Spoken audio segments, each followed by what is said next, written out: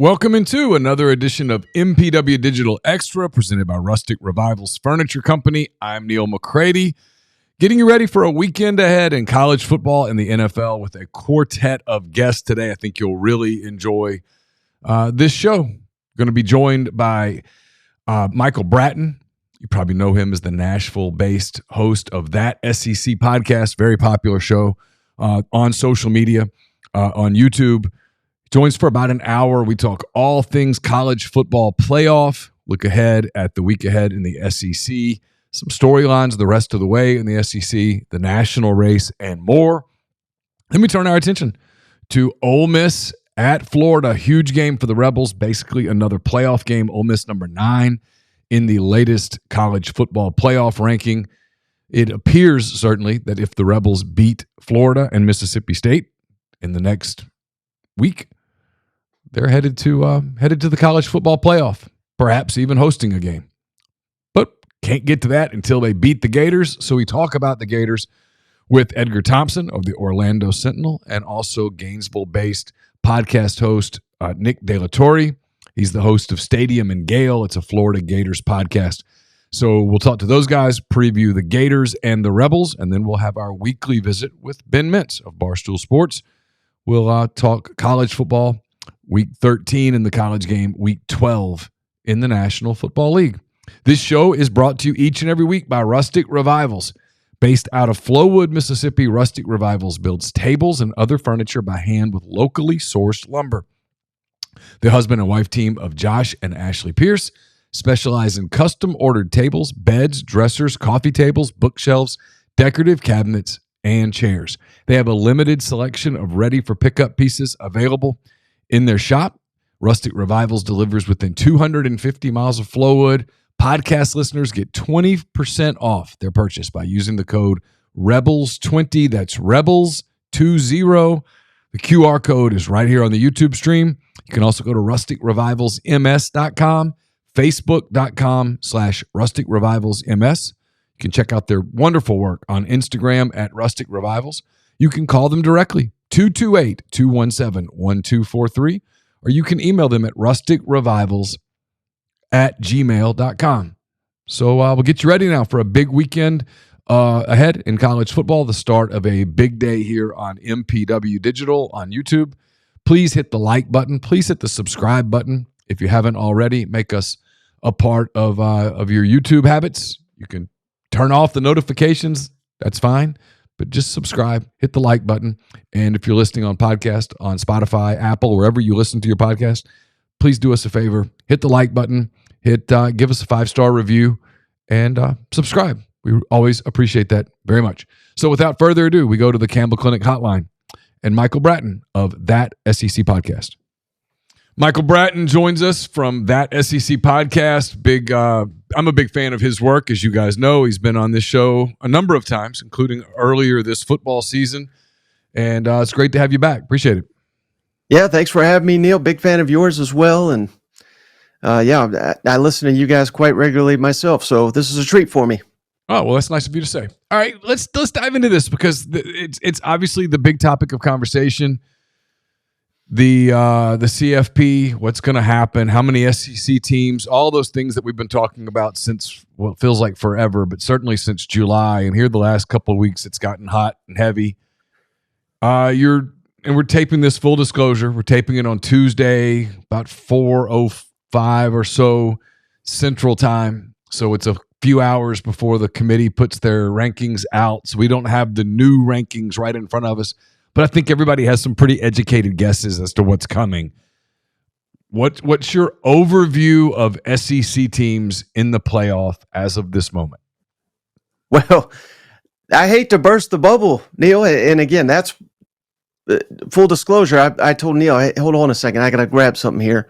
I've got the official, they're not official, but I've got the rankings on hand here. Okay. Shout out to, and this is not, I can't take credit for this. I don't know if you're a fan of Dave Bartu and Adam McClintock, but they have the formula for the playoff committee.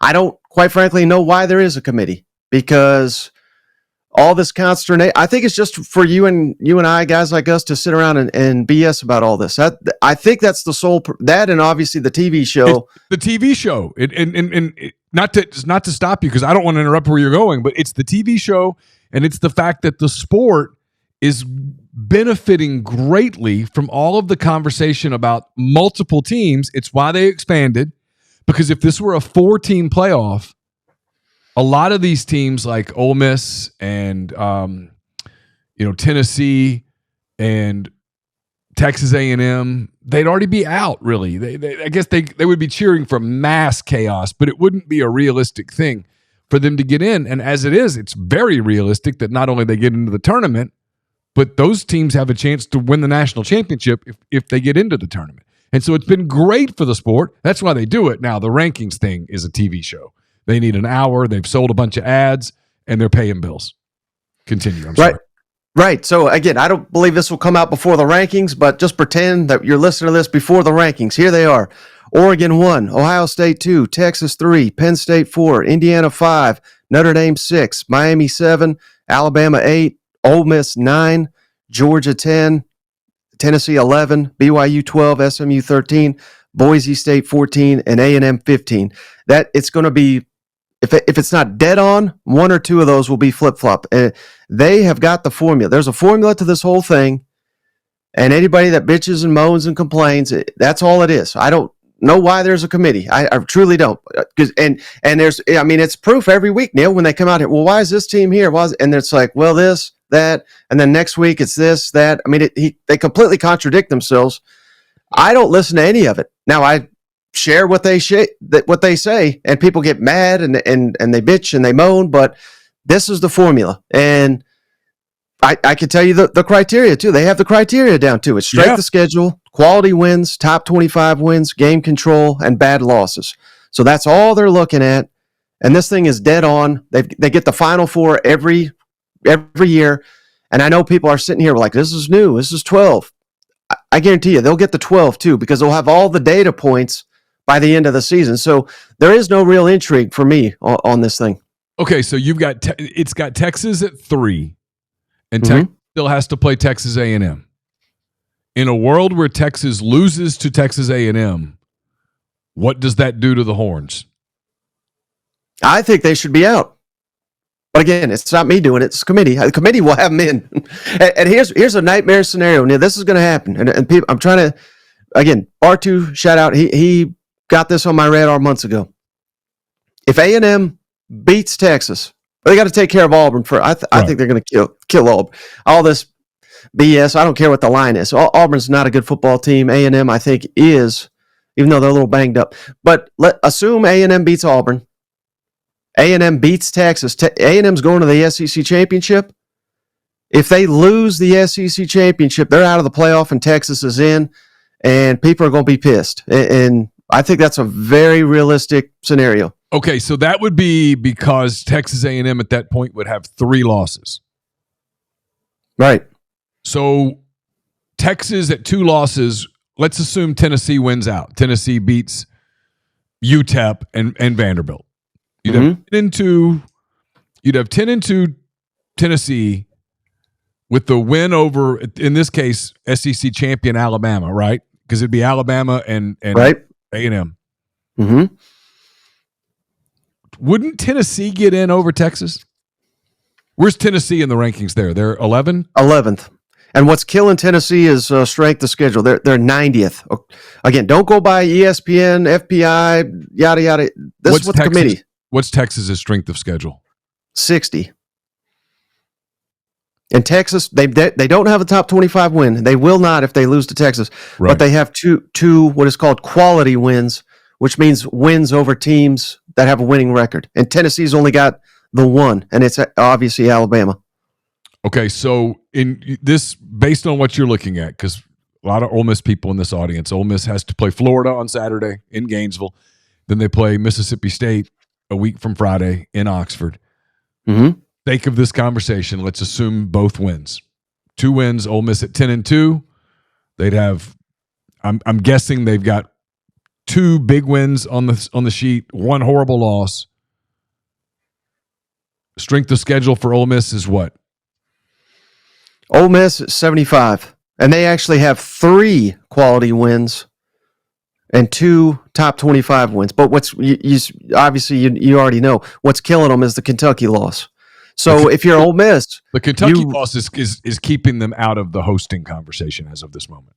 Right. So pray to God Kentucky beats Texas, and they also have to beat Louisville, and that erases it as a bad loss. So it's very unlikely that you're going to erase that as a bad loss. But also, I would say root like hell for Arkansas to lose to Louisiana Tech. Why? And Missouri, because that would give Tennessee a bad loss. Oh, okay. So you have to go deep with all this stuff, and there's so many factors. But again, that may not be the deciding factor, but you want every factor in your advantage. If they're comparing Ole Miss and Tennessee, you want Tennessee to have that bad loss as well. But okay, I can hear people, and this isn't me arguing. This is I can almost hear people doing this.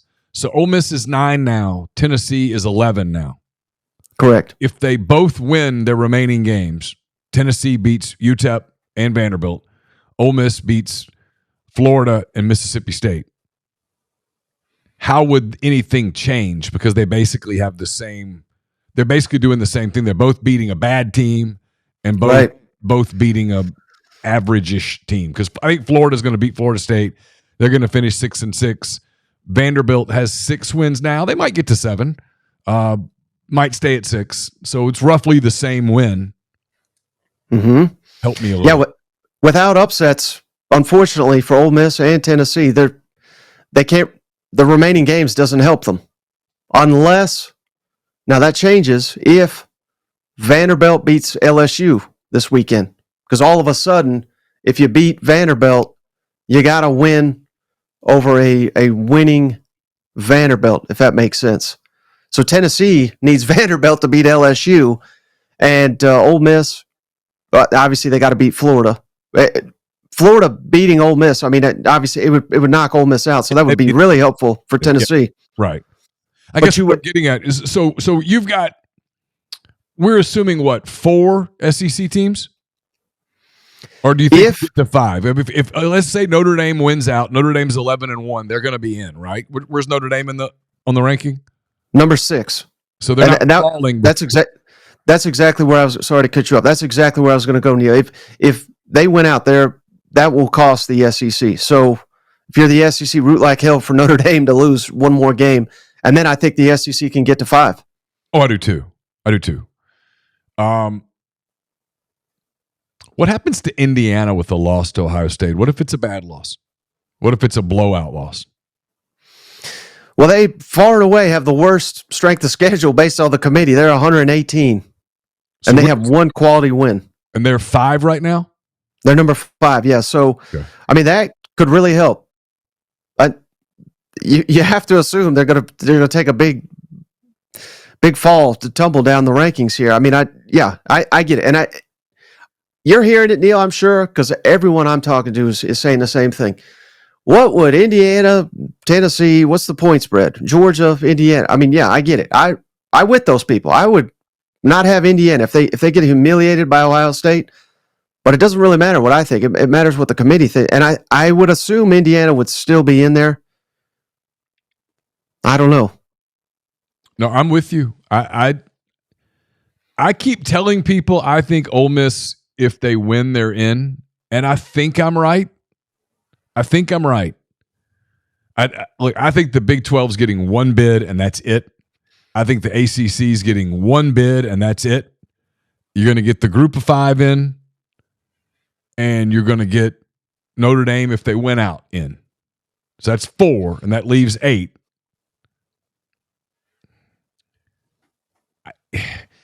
A 1-loss Penn State's in, so you're cheering for Minnesota this weekend. I think a 1-loss Indiana, as much as they probably don't deserve it, I think the only way Indiana doesn't get in is if the loss is so egregious that our eyeballs tell us. At which point, that might be, to answer your question, that might be where the committee comes in a little bit, where the committee goes, look, I know what these computers say, but I also know what I saw. And we already have Boise State in this damn thing. We don't need another blowout game. We don't need another bad team. But I don't think they're going to lose 49-3 or something. I don't. I think it's so if they lose by the line, so like let's call it 30-17 Ohio State. I think Indiana's staying in the field. And so it becomes 4-4, and that's where this SEC thing gets really difficult if they just go straight by the numbers, where Greg Sankey's nightmare, right, is where you've got, here's one, Texas A&M beats Auburn, beats Texas, beats Alabama. Georgia wins out, Ole Miss wins out, Tennessee wins out. Texas is sitting at 10-2. You've got 6 teams, and the only one that's locked in that scenario is A&M because they're the champ. So you've now have 5 teams for 3 bids in that scenario. You're leaving 2 SEC teams with just 2 losses out of that field, and man, there will be chaos in the streets, if you will, but inside the league, there will be fury. There will be fury at Greg Sankey, at everybody who allowed this scenario to come into play. Fury. There will be no other word. And he has always been really good at somehow avoiding the fury. And so my answer to it is, well, what probably will happen, you see, is some things are going to work out because these things typically work themselves out. But if they don't, I don't know how you divide those teams, right? You got Ole Miss with an 18-point win over Georgia. You got Georgia with the win over Texas. You got Alabama with the win over Georgia. Tennessee with the win over Alabama. I mean, you did this 8-game schedule when everybody knew you should have done 9. There should have been a better way to differentiate. You didn't do it. You've got this weird thing where you let different teams play different schedules. Dude, it's all screwed up in that scenario, and there's no easy solution for them. It's almost like the SEC shouldn't have expanded. But I understand why they did. But yeah, you're exactly right. And this is it may not happen annually, Neal, but it's going to happen time and time again, as long as we have this format. And I don't know what the solution is, but I feel like, God bless him, Lane Kiffin. I love when he does tell the truth. I mean, we can't bash these guys when they say the truth, whether it's Coke is poison water or that there's no sense in this SEC championship anymore. He's dead on. And what they're going to have to do, I think, I don't know how they'll do it. That's why Greg Sankey makes a lot more than I do. But he's going to have to figure out a way. I think they're going to have to do away with the SEC championship as we know it, still have a game, probably expand the playoff, and have that weekend and that game be some kind of playoff type game, because it doesn't make sense the way they're trying to squeeze it all together. No one cares about the SEC champ. If Georgia wins the SEC and doesn't win the playoff, I don't even think they'll honor that. I mean, I guess they will, but their fans certainly won't. The coaches won't, and that goes for about 5 or 6 different teams, I think, in the SEC right now. I thought it was fascinating what Lane Kiffin said Monday. He got the question. Jake Thompson from On3 asked it, and he got the question, and you could tell it was like, damn it, I don't really want to answer that, but you asked and I'll answer. And then he gave the truth, and I was like, this is fascinating. This is a coach who's never won the SEC championship as a head coach at a program that's never even been to the game. Ole Miss has never, with all the success that Ole Miss has had, they still haven't gotten to the SEC championship game. And you're having a coach say out loud, publicly, on the record, in a press conference, don't really want to go. And people going, yeah, there's no outrage. There's no outrage at that. And can you imagine if 10 years ago a coach had said, no, we don't want to go to the SEC championship game? He'd have been fired. People would have, right. What are you, Joe Biden? Have you lost your mind? Are you going to stumble off into the woods next? And what are you going to do? No, instead he said that and everybody went, yeah, he's right. I mean, he's not wrong. They have devalued that game, and that's the reason. Yeah, completely. Now, unless, and this is where things get interesting, this is where the no divisions, the no quads, the there had to have been somebody in the room who said, hey, look, we could have real problems if this happens, right? Because it was like this assumption, well, Notre Dame's not going to win 11 games. Notre Dame's not going to win 11 games. It'll be fine. Notre Dame lost to Northern Illinois, and everybody went, see? And they just kind of punted that worry down the road. No one ever thought, well, you know what, that some team out of the Big Ten, like Indiana, is going to go 11-1 because the meat of the Big Ten is going to suck so bad that you're going to get a schedule. And it does suck. It's horrible. It's a bad league. There are a lot of bad. Maryland's bad. Northwestern's bad. Purdue's awful. You got all these teams in the Big Ten. You can't even name them all. Washington sucks. There's all these. Nebraska sucks. There's all these teams that suck in the Big Ten. And in the SEC, it's the part that kind of drives me a little crazy. I'm rambling on my own show, so forgive me. It's what kind of drives me crazy. The SEC loves to brag every summer at media days. You know, I tell you what, man, what makes the SEC brutal? What makes the SEC brutal is that on any given week, damn near anybody can get you. You notice the Big Ten never says that?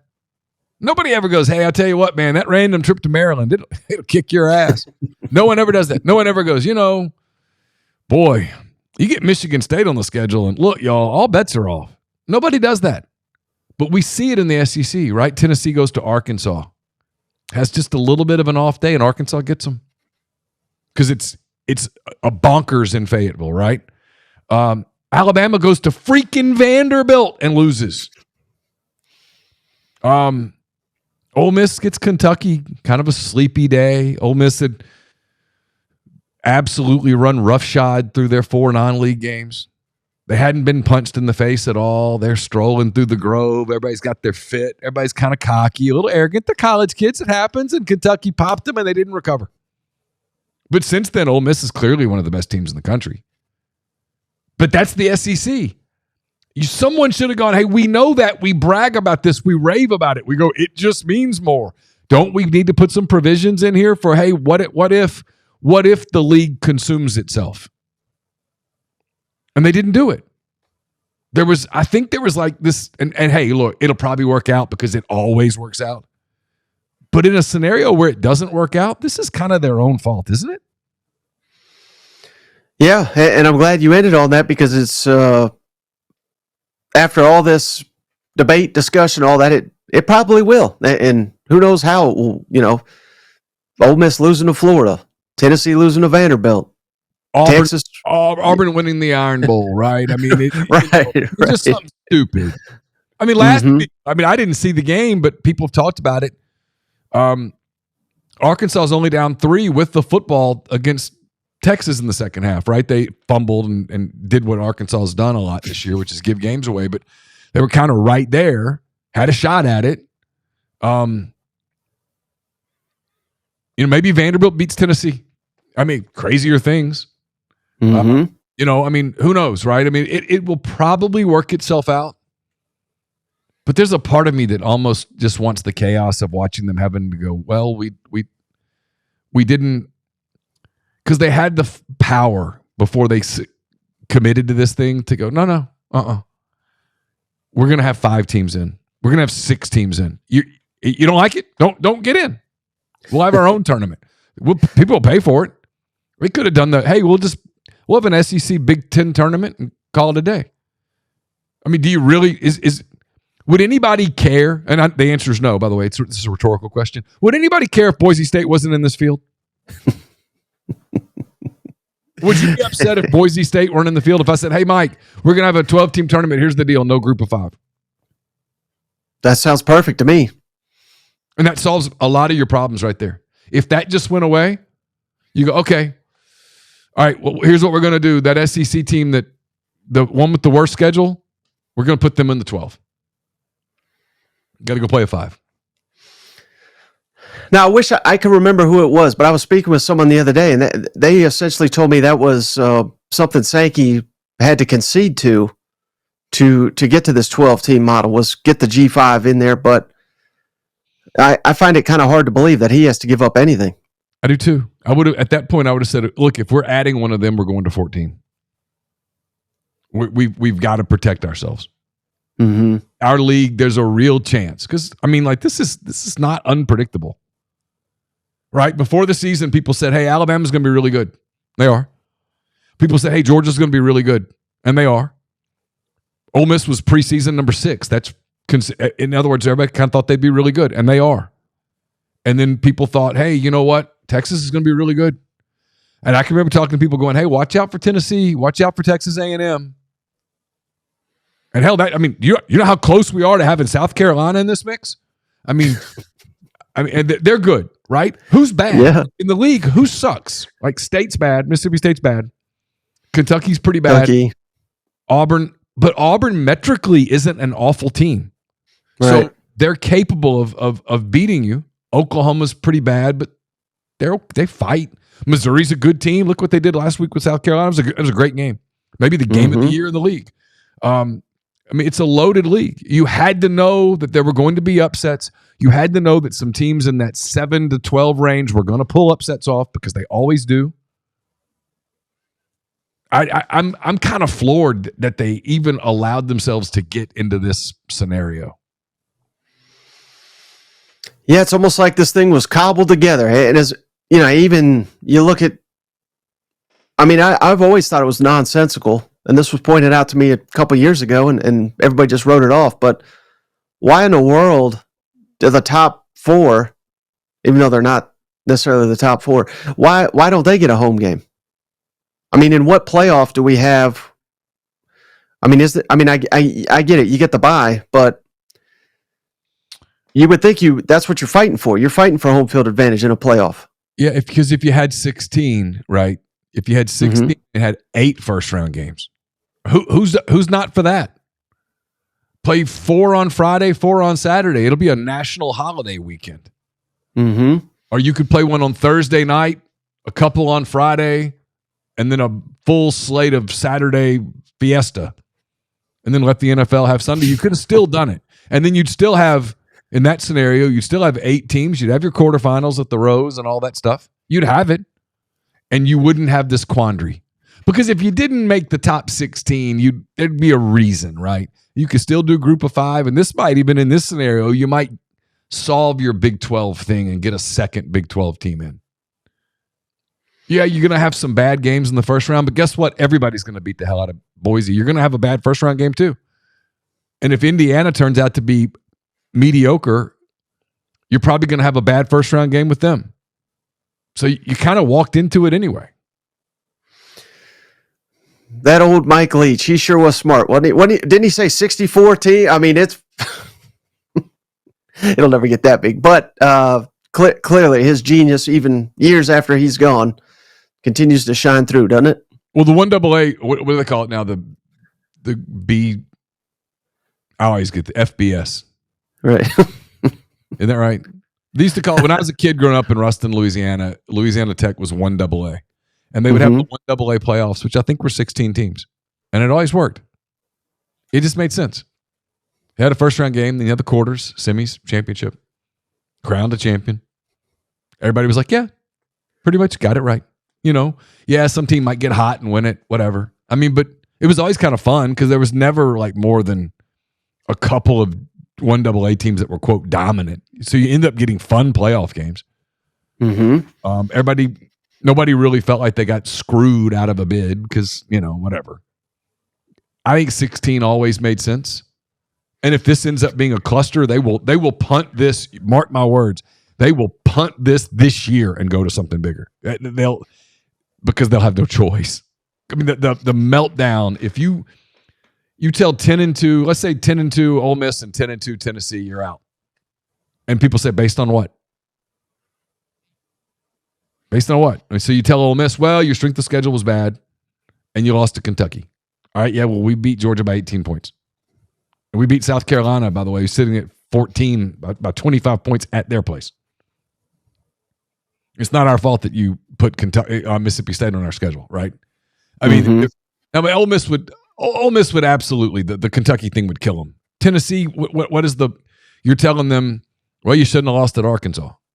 Well, what if Arkansas beats Louisiana Tech and they're 6-6? What if they beat Louisiana Tech and Missouri? There's just a lot there that to me, it feels like you're. But in that world where Texas A&M wins the SEC, somebody's got to get screwed. And even in a world where Texas A&M, what we're discussing, where Texas A&M goes to the SEC championship at 10-2, loses, gets left out, you still have somebody else you got to screw. Right. And do you know why Ole Miss and Tennessee are not even? I mean, I realize they have 2 losses, but do you know why they're not even in consideration to go to the SEC championship and Alabama is? No, because they released, I mean, I do, but like it was just in August or something. They put out this press release that goes, hey, in the event of a logjam, we're going to do this convoluted thingy. It's because they don't play. It's because Ole Miss and Tennessee are playing state and Alabama's not. That's it. I mean, why in the hell are we determining the champion based on that? Ole Miss is getting punished because their permanent opponent happens to be really bad this year. Right. I mean, it's foolishness, you know? It is. It's ridiculous. Yeah. I mean, it's dumb. So that's going to cost you because if you told Lane Kiffin, hey, look, the only way you get to know for sure that you're going is go to Atlanta and play somebody, he'd go, sign me up, because I think he thinks he can beat anybody in the country right now. He'd say, sign me up. Well, you can't go because you played Mississippi State. Well, we only played Mississippi State because you told us we had to. It's all that's I don't envy them. And again, I think ultimately they'll get bailed out, and it'll all be okay, and we'll all move on from this because somebody's going to upset somebody. All right, let me switch to this. Of the SEC teams, from what you've seen so far, as of November the 19th, which ones do you think are good enough to make a deep run to win to get to the national championship game? I mean, that answer varies by the week, Neal. I mean, it's 1 week this team, one team, that team. But if you want a collection, certainly, I think Ole Miss is at the top of the list right now for me. Alabama, I guess. Georgia. I don't know if we're putting Georgia into that class or not because they're not elite at anything, but they've got that recent history, so we're kind of biased towards them. So that's maybe that's what I was going to, right? Not to interrupt you, but keep that thought. This is where I wonder if this is maybe why you have the committee instead of just a computer that spits it out, where the committee goes, hey, look, I know what these numbers say, but these are the teams that look like these are the teams that, and then you're doing recency bias, because anybody who watched Ole Miss that day in September against Kentucky would not have gone, hey, that team's going to win the national championship. Right? Now, in fairness, if you'd watched Georgia around the same time, you wouldn't have said that team's winning the national championship.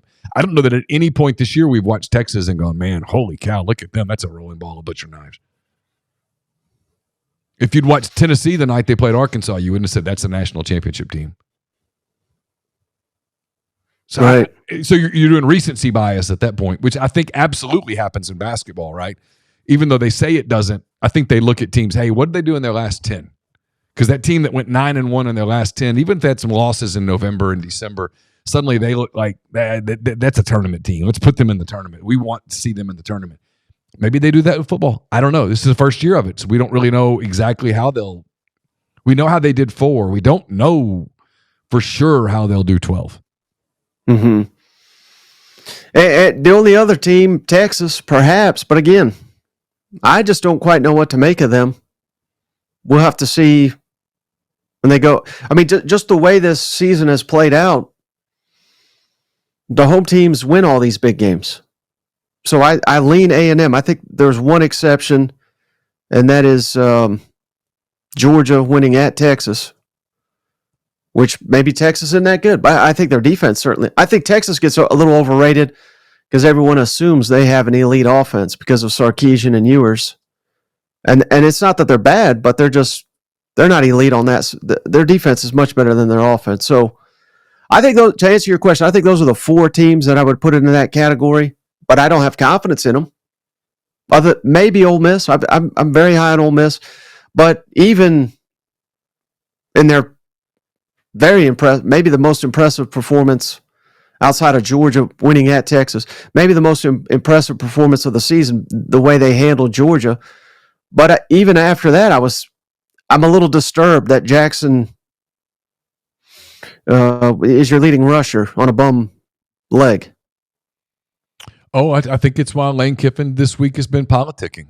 It's why a lot of his Monday thing was a campaign stump. We're just freshly off the election. We're used to candidates, standing on the stump and telling you everything's going to be good, and the things that were bad for a reason, and we're about to get them better. There was a lot of that with Lane Kiffin. It was like, hey, we didn't have Princely Amon-Mielen at the end of that Kentucky game. We didn't have him at LSU. Got him now. And he was like, hey, Trey Harris is coming back. Logan Diggs is practicing more, getting him ready. Hey, the first week we got our first and second. This was all campaigning. Hey, even I believe he said most people are banged up, but we're the healthiest we've ever, something like that, didn't he? Yeah. Like you want us, right? We're gonna be fireworks and Broadway shows here. That's what we're gonna be, and that's exactly what he was doing. He was campaigning, and I don't blame him a bit.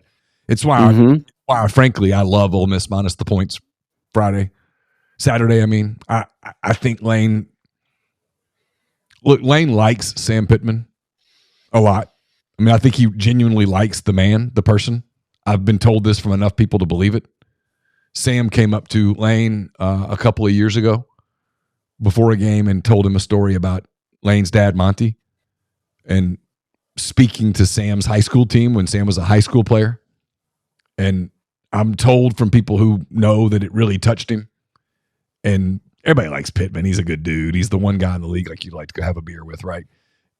They scored 63 points on Arkansas and probably would have gone for more late. That was style points. I think he's going to run it up if he can on Florida and run it up if he can on Mississippi State. You mentioned team control. Ole Miss is, I think, top 4 or 5 in team control. Is that right? You have that sheet in front of you still? I do. It's not quite broken down like that, but yeah, as I'm eyeballing it, I believe they're second among all the top 15 in the country in game control. Only guess who's first? Indiana.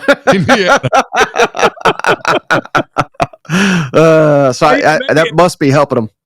That's great. We're all talking about it, and people are. If it doesn't sort itself out, though, it's the angst is just going to be, the anger is going to be off the charts for whoever gets left out, and everybody can't go. I'll have to go hide because I've been telling people here, hey, you're in as long as you win. And I thought about this while you were speaking, but what was it, a couple weeks ago? I think it was prior to the Georgia game. Kiffin said, we've been in that playoff mindset since LSU. And certainly Georgia was in the playoff mindset last week.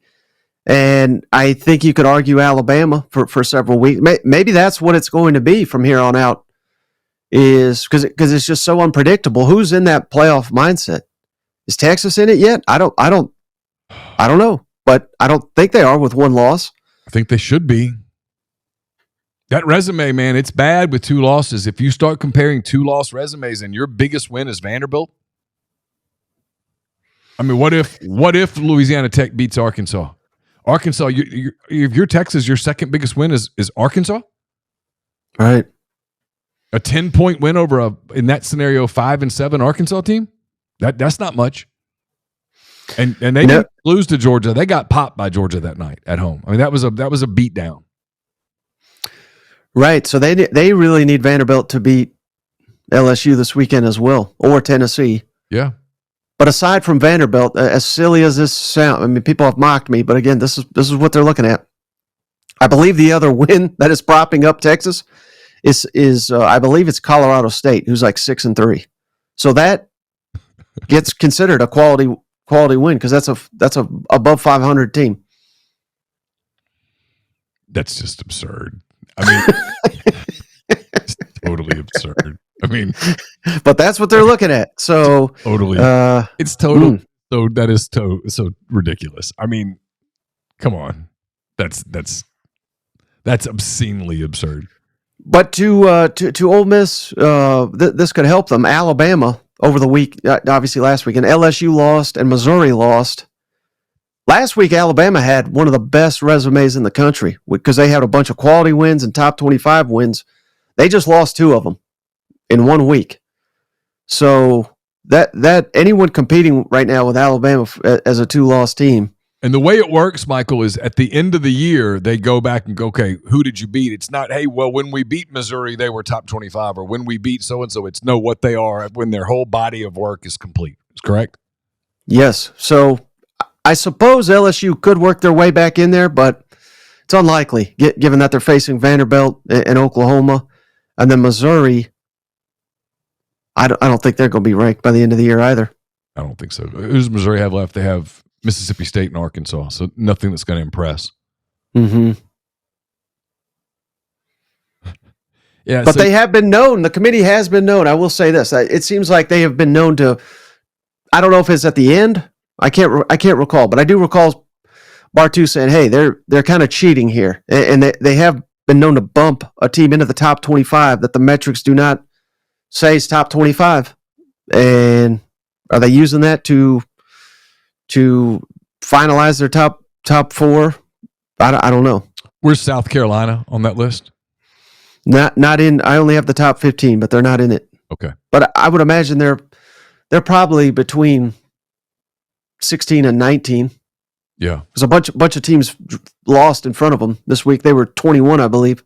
They've got Wofford and Clemson left. In a world where they beat Clemson and got to 9-3, they probably would be a top 15-ish team. Mm-hmm. Mm-hmm. That would obviously help Ole Miss. And they're about 3 horrible calls away from being right here with the rest of them. Literally, man. I mean, the crackback call on the interception, while technically the right call, was horseshit. Yeah. I mean, it's terrible. Big time. I mean, it cost them what would have been a monumental win. And then they're Sellers makes a bad throw on the 2-point play, or they might have won in Tuscaloosa, which would have solved this because Alabama would be out and Carolina would be in. Right.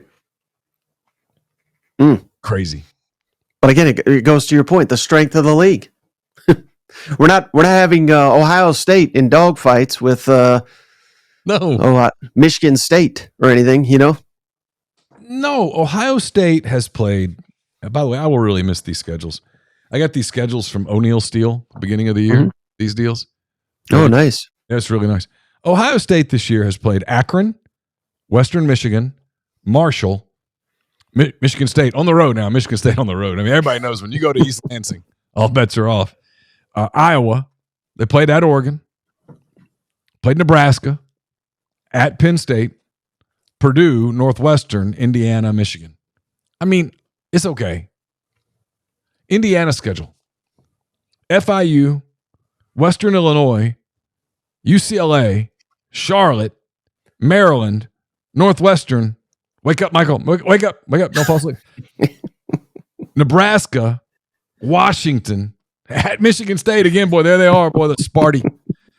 Michigan, Ohio State, and they finish off with, boy, get ready. Sack them up. Purdue, baby.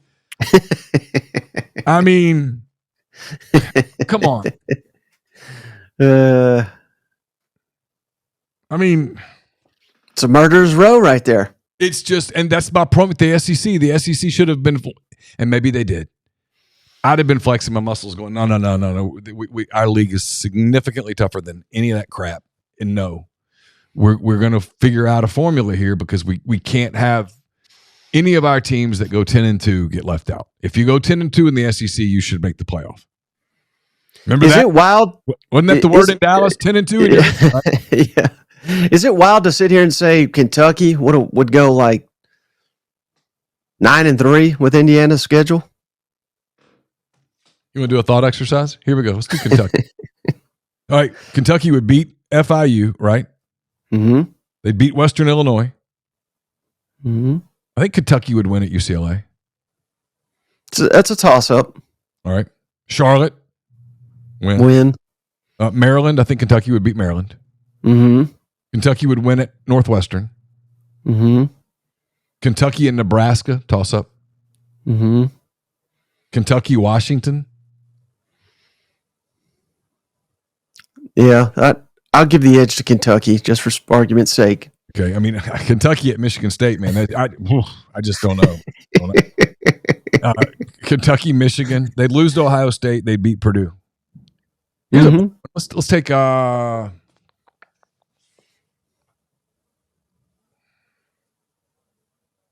do Auburn. Auburn with Indiana's schedule. FIU, Western Illinois, UCLA, Charlotte, Maryland, Northwestern. They're 6-0. They're 6-0. Nebraska, Washington. I'm gonna give them at least one of those. 7-1.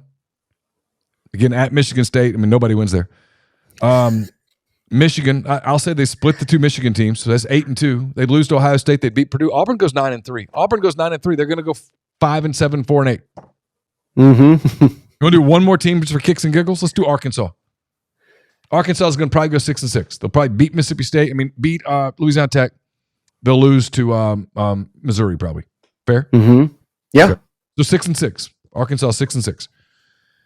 If they played Indiana's schedule, Florida International, Western Illinois, UCLA, Charlotte, Maryland, Northwestern. Arkansas 6-0, baby. They're rolling. Woo pig. Open date. Nebraska, toss-up. Washington, we'll call it a toss-up. So we'll give them a split. 7-1. The two Michigan teams, we'll split them again. 8-2. They lose to Ohio State. They'd beat Purdue. So Arkansas goes 9-3. That I mean, we'll never do it that way, but that stuff should factor in. What about South Carolina? Let's do this one. South Carolina, 8-4, 9-3. If you played that schedule. 1, 2, 3, 4, 5, 6, 7, 8, 9, 10. They are 11-1. Yeah, they're 11-1. And I'm just giving them an L at Ohio State. They're 11-1. Ole Miss in that schedule, at least 11-1. Tennessee with that schedule, 11-1. Alabama with that schedule. Georgia with that schedule. That should be a factor. And some of those teams that I just said, Ole Miss, Georgia, Alabama, Tennessee, a couple of those would beat Ohio State.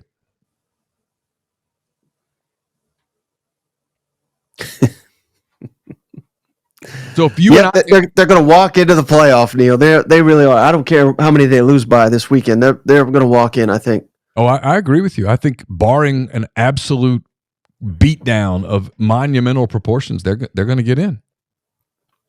I agree completely. And it's where you go, okay, well, should the eye test matter? And I think the answer is yeah, the eye test should matter. And people go, well, they were really dominant early in the schedule.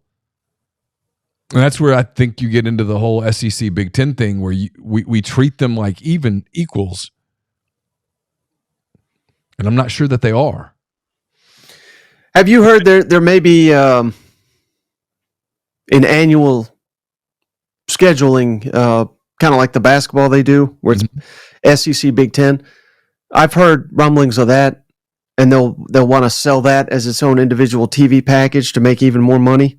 Yeah. Well, maybe that'll solve some of this to where it would. You'd have that where you'd say, okay, well, you know what, we got that Arkansas Michigan State game that you and I just talked about, and maybe the Big Ten would go, hey, bald guy, Michigan State beat Arkansas by 10, or maybe I'd be right. Maybe I'd be right that Arkansas would go up there and win by 14 points. I don't know. I mean, but at the end of that, yeah, I have heard that, and I think if I'm the SEC, I insist on it.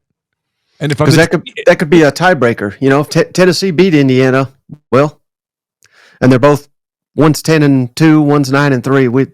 It's kind of been decided, you know. Yeah, it's where I think the SEC's got to.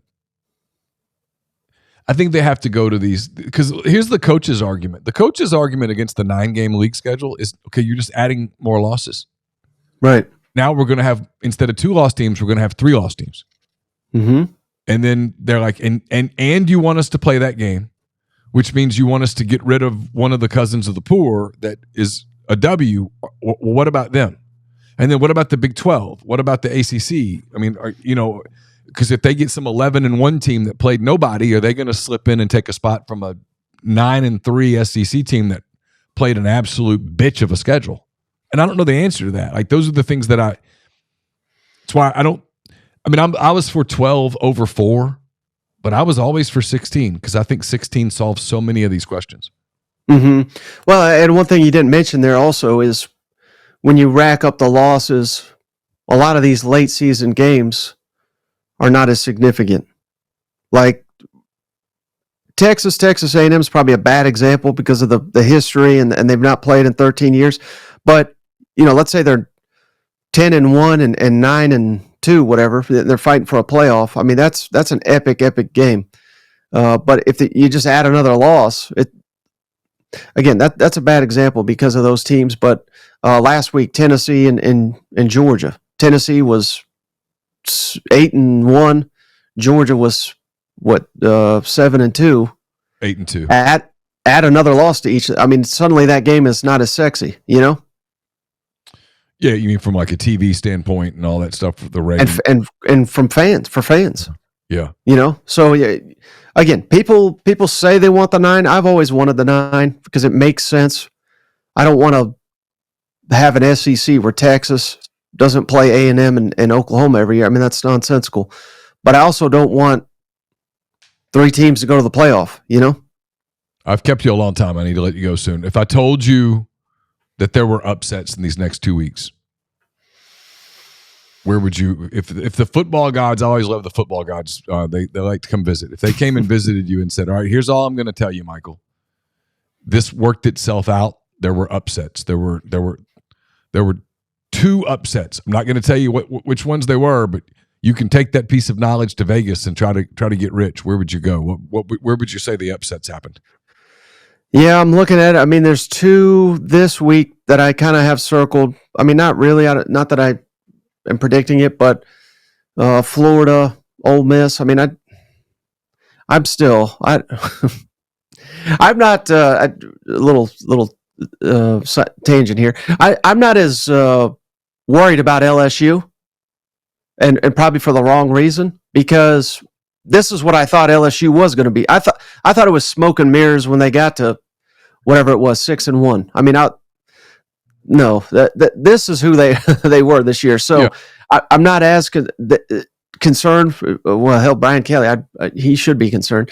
But point being, I don't think that was like some great win for Florida. I thought Florida probably was going to beat them.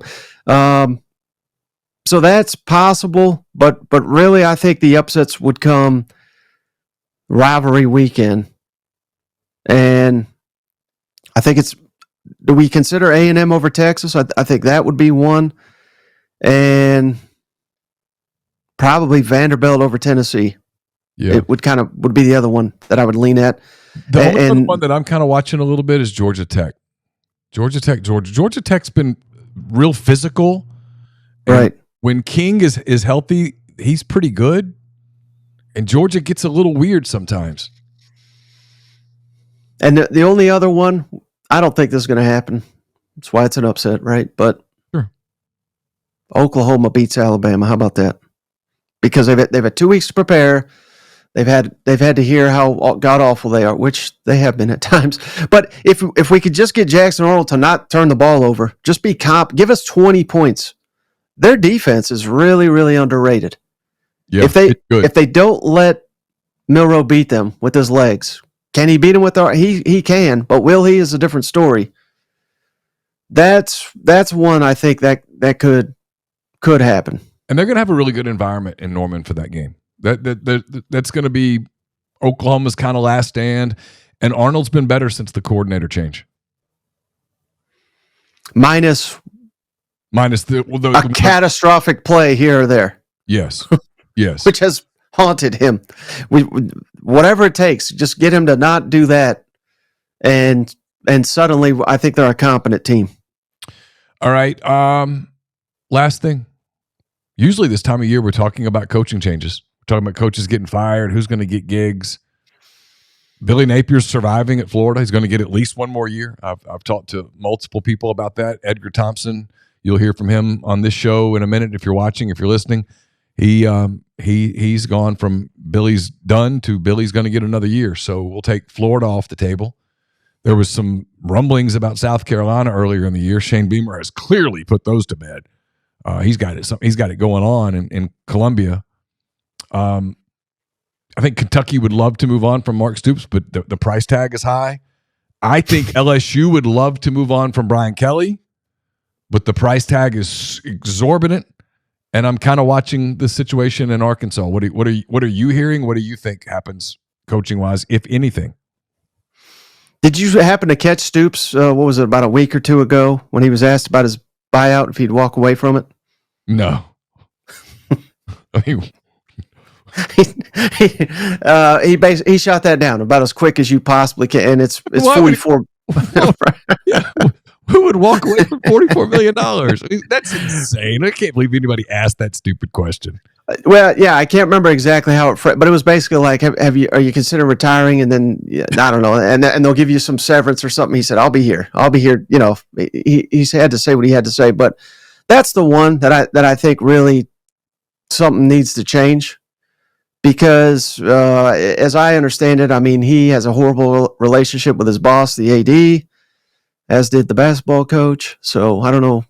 It seems to be a common occurrence there, but I've also heard that AD is not paying a damn dollar for Mark Stoops' buyout. So something's got to give there.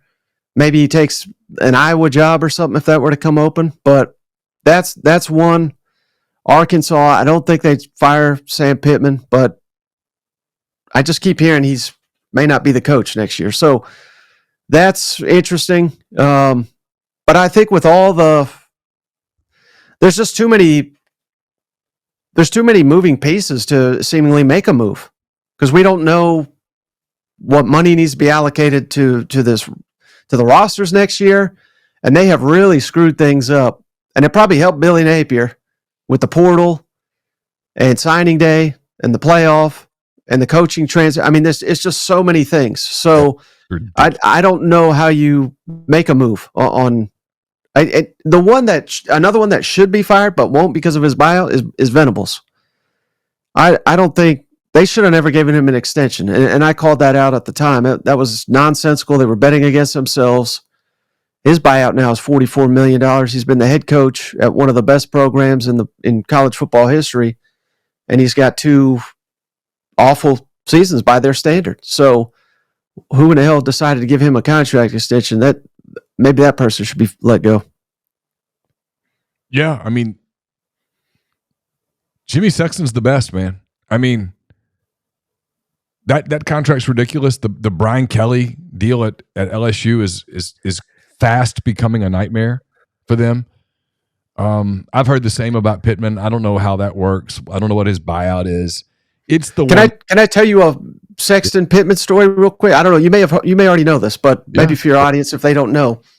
So there's a local attorney in Arkansas. Her name is Judy something. She was Pittman's agent. She's the one that got him that job. He was not even on the list with Yurachek. So Yurachek tried to. They had obviously Chad Morris, who to this day I think he's the worst SEC head coach that's ever existed. Yeah. And he got a massive buyout because he was a Jimmy Sexton guy. And he said, "We're not doing these buyouts anymore. We're just not." So that immediately took all the Sexton guys off the list.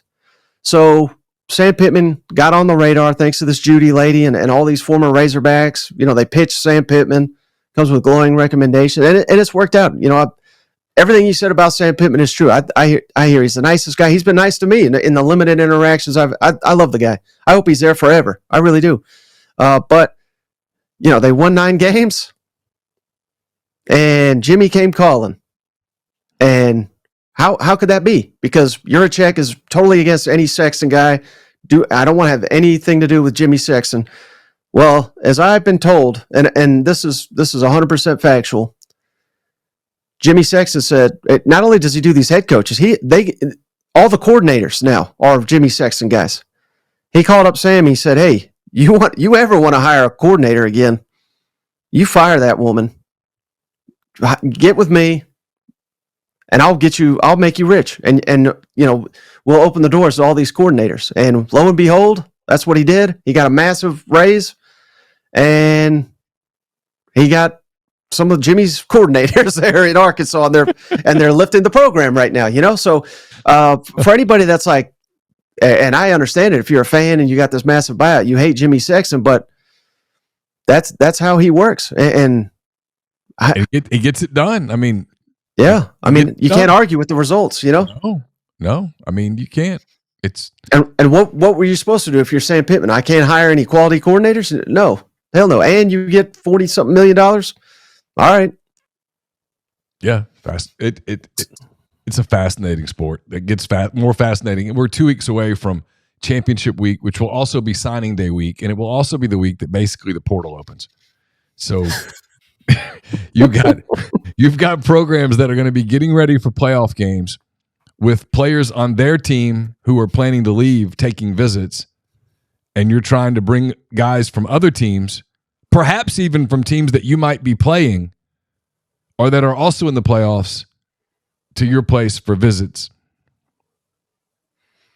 Yeah. Chaos. And everybody loves it. I mean, the ratings couldn't be higher. Well, they get 10 million people watch Georgia, Tennessee the other night. I mean, even the Arkansas Texas game at 11 a.m. Arkansas 5. What are they? 5-5 now, something like that. 5-5 now. They got 4.9 million people, I think, watching that game. I mean, the SEC wins every TV slot every single week. Every single week. It doesn't matter who it's almost like they can just like go, hey, you know what we're gonna do? We're gonna do Vanderbilt, Mississippi State just for kicks and see what happens. And they still get 4 million people. I mean, it's the damnedest thing. I mean, so it works. Even though when you think this can't keep working, there's no way this keeps working. It works. People love it. The crowds are full, and I mean, Athens was rocking. I mean, Oxford the week before was a record crowd. Place had never been louder. Everybody says it's not healthy, self included. I'm like, this is chaos. Lane Kiffin goes, this is not sustainable, and yet it just sustains itself. So that's probably ultimately the answer as we come full circle. The answer probably that Sankey would have in the world where it didn't work out is he'd go, it won't matter. Everybody they'll be mad, but they'll be right back in August. He's probably right. He's probably right. Hey, Michael, thanks for the time. I really appreciate it. You're awesome, and it's really, really generous of you to give us an hour. Appreciate it very much. Yeah, anytime. I always enjoy our conversations, and like I said, big fan of the show. So keep up the good work. Thank you. That's Michael Bratton. Make sure you get his podcast. It's at That SEC Podcast. Where else can they reach you? Just search anywhere, SEC Mike, Google or Twitter or X, whatever the hell they're calling it now, YouTube, That SEC Podcast. It's getting bigger and bigger every year. So just come hang out with us. It deserves to get bigger. Really appreciate it. Thank you so much. All right. Have a good one, Neal. Edgar Thompson covers the Florida Gators for the Orlando Sentinel. Been covering the Gators for a long time. Really, I don't just say this because he's here. I think he's the kind of the preeminent source on that beat, certainly over the years. Edgar, I really thought, first of all, thanks for being with us. Nice introduction. Thank you, Neal. Sorry to make you wait. Neal's been sitting here waiting patiently. Not a big deal. I got other things to do, and I was working on them. It's all good. As a fellow beat writer, I know that sometimes things pop up. I kind of thought earlier in the year you and I were going to be talking a lot about Kiffin and what was going on at Florida, that kind of thing. I'm curious. Sure. With you, kind of what were your thoughts earlier in the year as it pertained to Billy Napier, and how have they changed as the season has rolled along?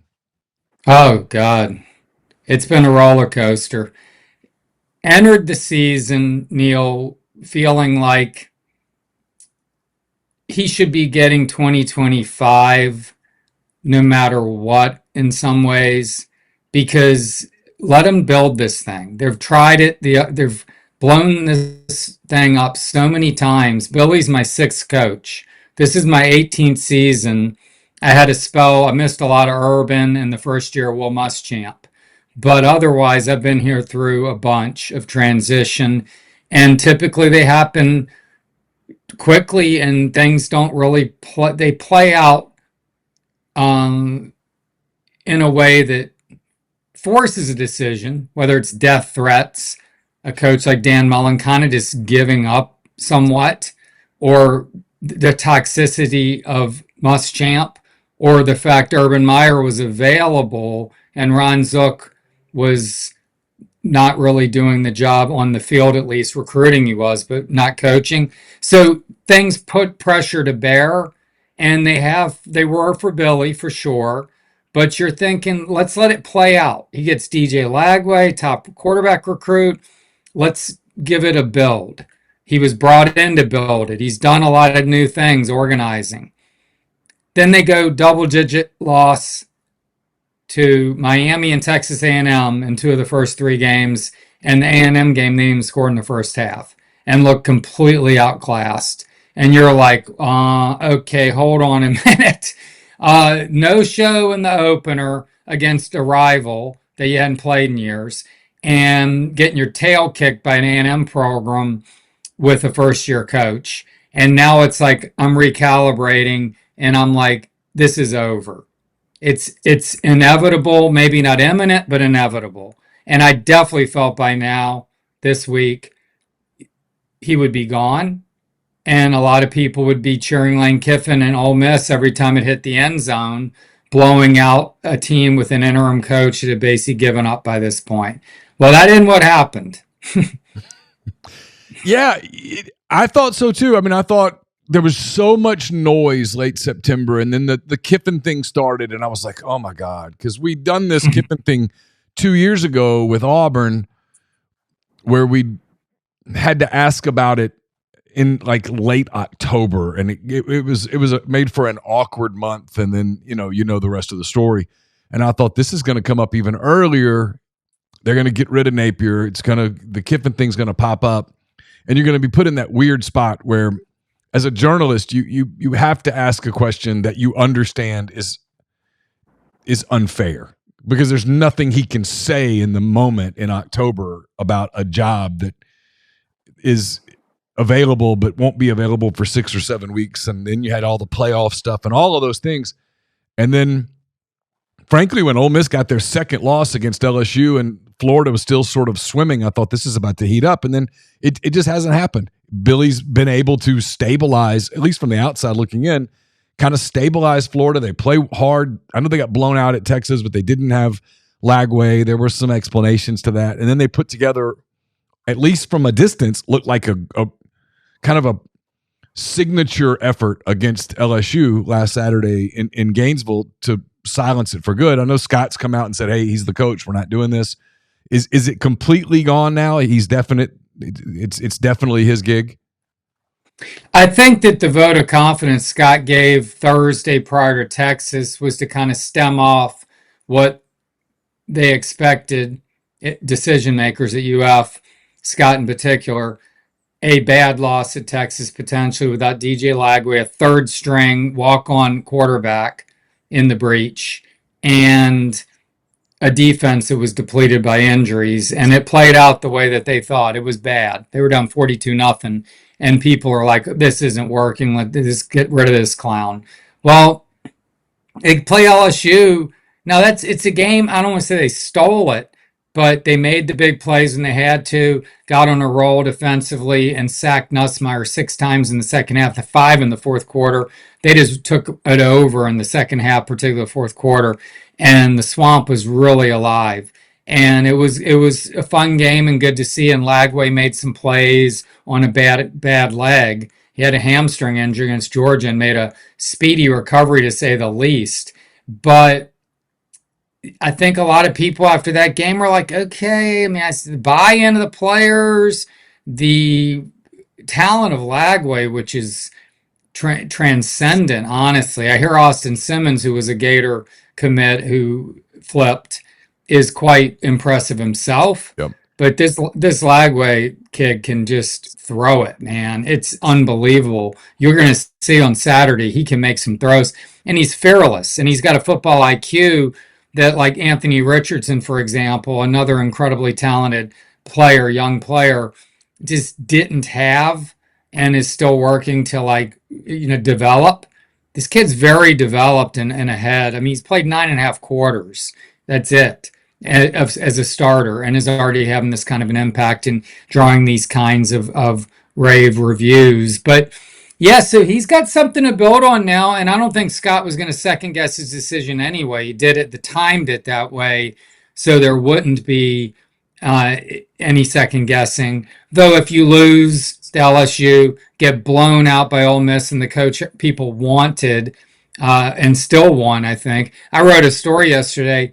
Billy Napier's now facing the guy many expected and even wanted to replace him, and that there were going to be people cheering for Kiffin scoring and all this stuff, and Napier would be gone. It'd be senior day at the Swamp, and Princey Emilion is playing for Ole Miss, and it was just awkward on every level. This really like this passing the torch. It was going to be extremely strange, but that isn't going to happen now. And I don't know that Kiffin would even have been the guy if they got rid of him, Billy, because I think there are people in the administration and stuff. His just brazenness and baggage is just more than they want, and they don't want a guy out on Twitter jabbing schools. And Kiffin's got some baggage. I mean, it's like I got a closet of Samsonite over here from my own life, so I'm not judging Lane. I would be entertained to cover him, but I think he might be a hard sell for certain people in authority here. Yeah, the Kiffin thing is fascinating because he's one guy on social media and he's another guy away from social media, and the two people are nothing similar. They're completely different. And you've got, what was interesting, and I told people this when it happened. People were like, oh, he'd definitely go to Florida. And I'm like, I don't know how you can say he would definitely do or not do anything. I mean, he's kind of his own guy. He's in a different time in his life. He's talked about his daughter who's at Ole Miss. Her speech, I guess, was the big reason that he ultimately didn't go to Auburn and stayed at Ole Miss. And, he's got this team that's 2 wins from a playoff bid, I think. I mean, I think most everybody generally believes that they've done enough to make the playoffs. Oh, yeah. And so, would Florida have, in a world where even Lane Kiffin would have wanted the job, and I'm not saying he would or wouldn't have, I don't know. But Florida can't afford to wait till after December the 20th to 21st, possibly into January. He's not a Scott Strickland sort of guy. Scott had no interest in him a few years ago when the Florida job was open. So I was with you. I was never like, oh, this is a concrete thing. I never really bought that. And actually, the more this season has gone on, I'm starting to turn my focus as it pertains to Kiffin to, I think he'd be more interested in the NFL than he would be another college game. Oh, really? Yeah, it's just kind of my interesting. My gut. Well, like if you told me, who I was. God, please. If you told me Tampa opened with the family relationships and with Monty going in the hall of the Ring of Honor or whatever they call it there, and I would go, oh, that's pretty interesting. Right there on the water, NFL gig after he's done what he's done at Ole Miss, especially if they made the playoff and stuff. I might buy that, but in terms of a college gig, Edgar, Ole Miss has kind of turned into a perfect gig for him because they give him everything he wants. The baggage stuff from the past, they don't really care. The social media stuff, for the most part, they just find it kind of funny. I mean, they've made his dog, the Labrador Retriever, they've made the dog the mascot. They've done things that other programs wouldn't do. I mean, he's begun to talk as if he truly appreciates it. So I'm starting to go, he might be here for a while. And that doesn't mean that he will be, but I used to always think he was looking for the first train out, and I don't think that anymore. Yeah, I think the Florida job does appeal to him. His ex-wife, Layla Reeves, is John Reeves' daughter, and it wasn't like he was in Tampa for so long growing up that he became like a huge Gator fan, but I think it might have coincided with Spurrier, some of that, and that's kind of his kind of guy. And in terms of the brashness and the high-scoring offense and entertainment value that Lane would provide. And he's the kind of guy that I think Florida fans would get behind. Plus, he can get a foothold in a state that is talent-rich. Oh, it's a great job. That's a big advantage. It's a great job, and it makes you wonder why so many people struggle in that job. And you're close to it. I don't really know. I mean, Urban Meyer won there, Spurrier won there, but I guess the knock on that would be, well, yeah, but those guys win everywhere. Why have other people, failed to get it going at Florida, failed to have momentum at Florida, at a place that has facilities and you've got the like you mentioned, the talent and all the aura of Florida and all the stuff that they have. You would think they would be more consistent, and they really haven't been. Well, you said facilities, and until recently did not really have the practice, the standalone, for example, everyone was getting and Florida was trailing on. The indoor practice facility was late coming as well. So they have lagged a bit on facilities. Spurrier joked, oh, yeah, I went on 100 and 200-yard practice fields. I didn't need an indoor or whatever he said one time. And it's like, okay, different era, though. A lot of these kids wanted, now it's all about NIL, right? What you can give them, what kind of car you can get them, all that, where they're going to live. Billy recognizes that, though. He's changed the player experiences, which I guess is where I go. The recruiting trips are better than they have ever been. They're as good as they are now. They weren't. The meals are top end. They let us have the meal one time. They catered it to the media room, what they eat downstairs every night. It was legit. It was like very good food, well prepared, tasty, healthy. It was great, very good. We're all taking boxes home, like they brought up the KOs. We're all taking them like really good. I mean, it was good. We media are. I mean, we'll like swarm a buffet and destroy it. But it was this is how they're living. Their lockers, Neal, are $15,000 each with anti-gravity chairs and audio-visual stuff and video games, and it's like, it's incredible. Like you could just be at the practice facility all day and it'd be better than like your living situation. Though some of these guys are living in these beautiful apartments across the street. Like if you are, doing everything the right way and you're valuable to the team, you're living in these, 12-foot high ceilings, balcony. I mean, these are like $2,500 whatever apartments, and you're in them for, it's basically part of the deal. So, and the parking lot's like luxury automobiles everywhere. But this is where it is at big time programs. Ole Miss is the same. But Billy's done all that to attract players. This stuff wasn't really done before, but you couldn't do some of it either. The other thing, like I said, some of these things just went off the rails in weird ways. The pressure. The fan base is relentless, man. The expectations are so high, and guys crack. Muschamp, I'm not going to say that's what happened to him. He had the 4-8 year and then just couldn't recover. A lot of bad coaching was going into that. But you start chasing, and Billy's going to be doing that himself. You start chasing a staff. You start making staff moves. You're never really getting continuity and all that stuff. You look at Urban, you look at Spurrier, staff continuity was huge. So there hasn't been a lot of that under some of these other regimes too. And Billy, one thing that won't happen with Billy, the noise doesn't get in. The distractions don't seem to bother this guy. And the players, as a result, don't let it bother them. When you got a coach who's letting death threats, or if those even happened, or letting whatever COVID, drive them crazy, which it drove everyone crazy, and it was a horrible time for our country, and players and everybody start listening to the coach, and they just kind of, it just filters down, and Billy just doesn't let that happen. So maybe he does it in reverse. Maybe Muschamp won 11 games in second year, 4 in the next, gone the fourth. McElwain, 2 SEC title games, gone in the third. Mullen was 29-6 when Marco Wilson threw the shoe against LSU and never recovered from that. Maybe Billy does it a slow build with a lot of angst, and suddenly in year 4 and 5 starts building the program the right way. We'll see.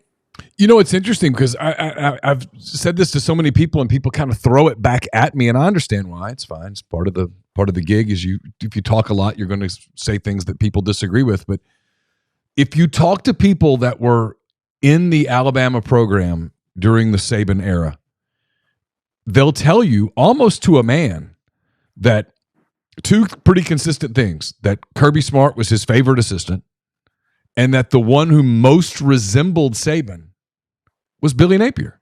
You always heard that.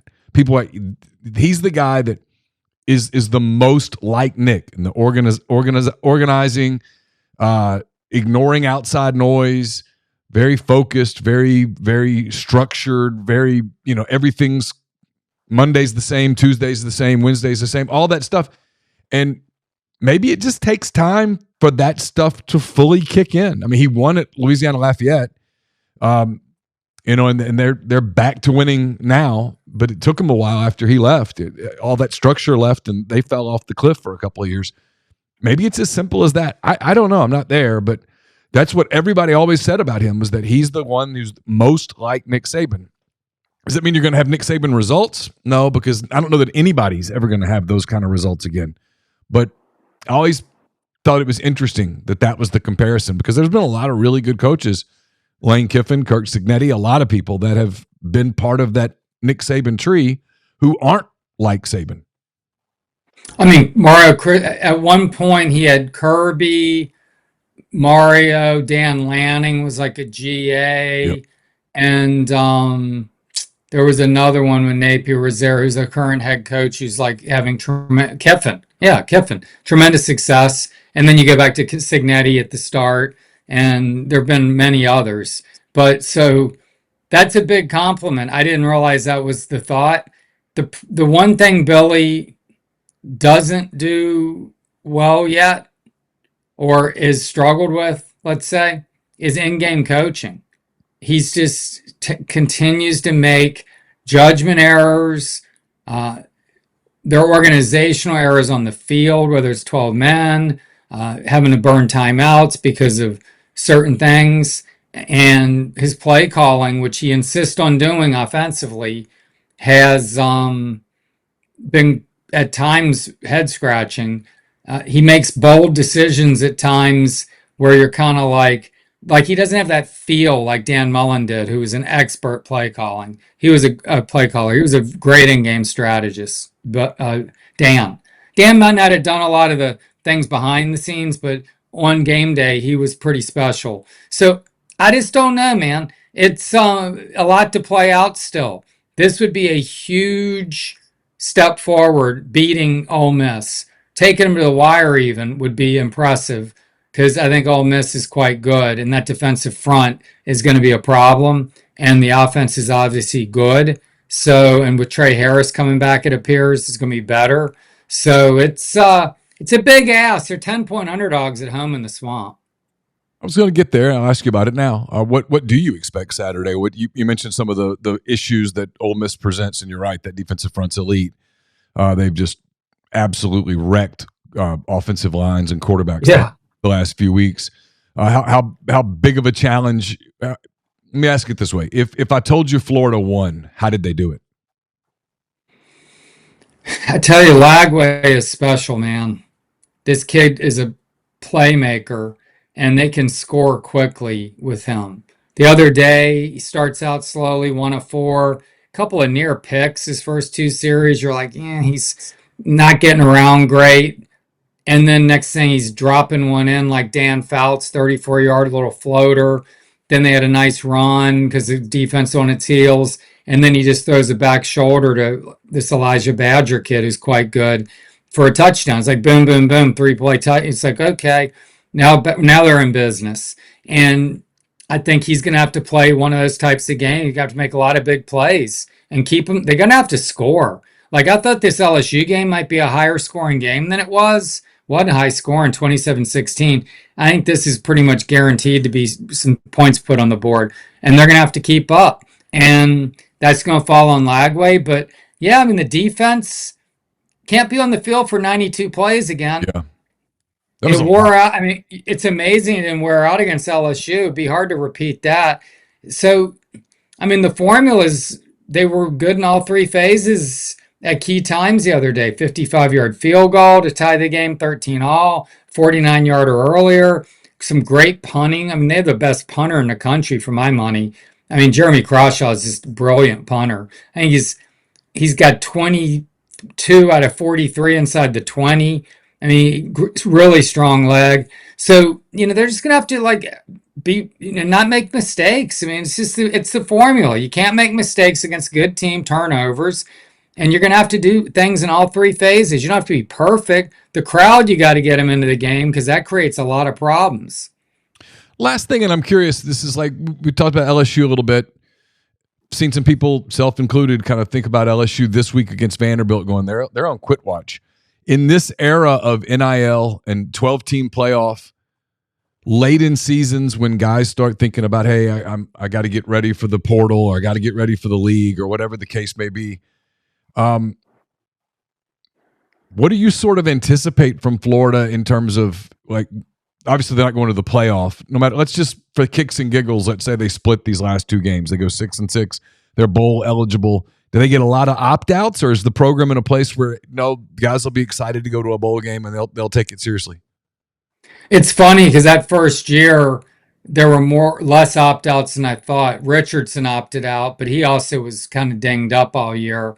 And Osiris Torrance, who's a starting guard for the Bills last 2 years, in fact, since his rookie year, opted out. First team All-American, in fact, which was like, okay. And I think he had a knee that had kept him out of the LSU game, which was a November game that year, I believe.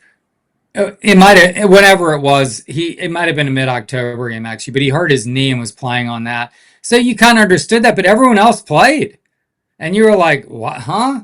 And they just were like, they want to finish it out. There is some cultural thing. I know it's cliche, and it's like people roll their eyes at culture or whatever, but the players like him. He creates an environment where they like each other and play for each other pretty well. Now, I don't know all the stuff behind the scenes. That could be disproven, I'm sure, in some cases. I'm sure not every one of the 128 guys in that locker room are get along great, and their egos and stuff, button heads a little. But Lagway's real mature for his age, and there's good leadership. And so it wouldn't surprise me if they see this thing all the way through to the end. But it would be good for them to get to a bowl, even if it's a lower tier, mid tier, which it'll be. But potentially the Gator Bowl, which is January 2nd, and that would give them the whole 15 practice kind of, situation. Let guys rest, develop younger guys, really get some good practices in, and build toward 2025. That would be the best case scenario, in my opinion. Last thing, and I really appreciate your time. What's kind of your gut feeling on Sure. I tell you, Ole Miss isn't flawless. I mean, Dart in SEC play, you go look at his numbers, they're not great in SEC play. But God, they have three really good receivers going against the secondary it's depleted. Both starting cornerbacks are out. They're banged up a bit. So I don't know. Coming off that game, emotional high, to expect Florida to do that again. I mean, I would lean toward Ole Miss. I think Florida will cover. I think it's going to be a pretty good game. And Lagway, nothing that kid does would surprise me, man. I mean, he goes down against Georgia. They're winning 10-3. They were outscored. What would it have been? It would have been 20, or excuse me, it would have been 31. It would have been 70. It would have been 80. They were outscored 80-31 after he went down. Then they come back and beat LSU. So he has something to him, man. They beat Kentucky 48-10, and Kentucky beat Ole Miss shockingly. But it was 48-20, but they ran Kentucky off the field with this kid. So I don't know, man. He's got something. I mean, you're going to see it on Saturday. Yeah, Lane referenced it. He said it's one of the crazy things that, a quarterback usually impacts the offense when he comes back, but that DJ Lagway seemed to impact their entire team. Yeah, it was a good point. He really does. He's got some presence, man.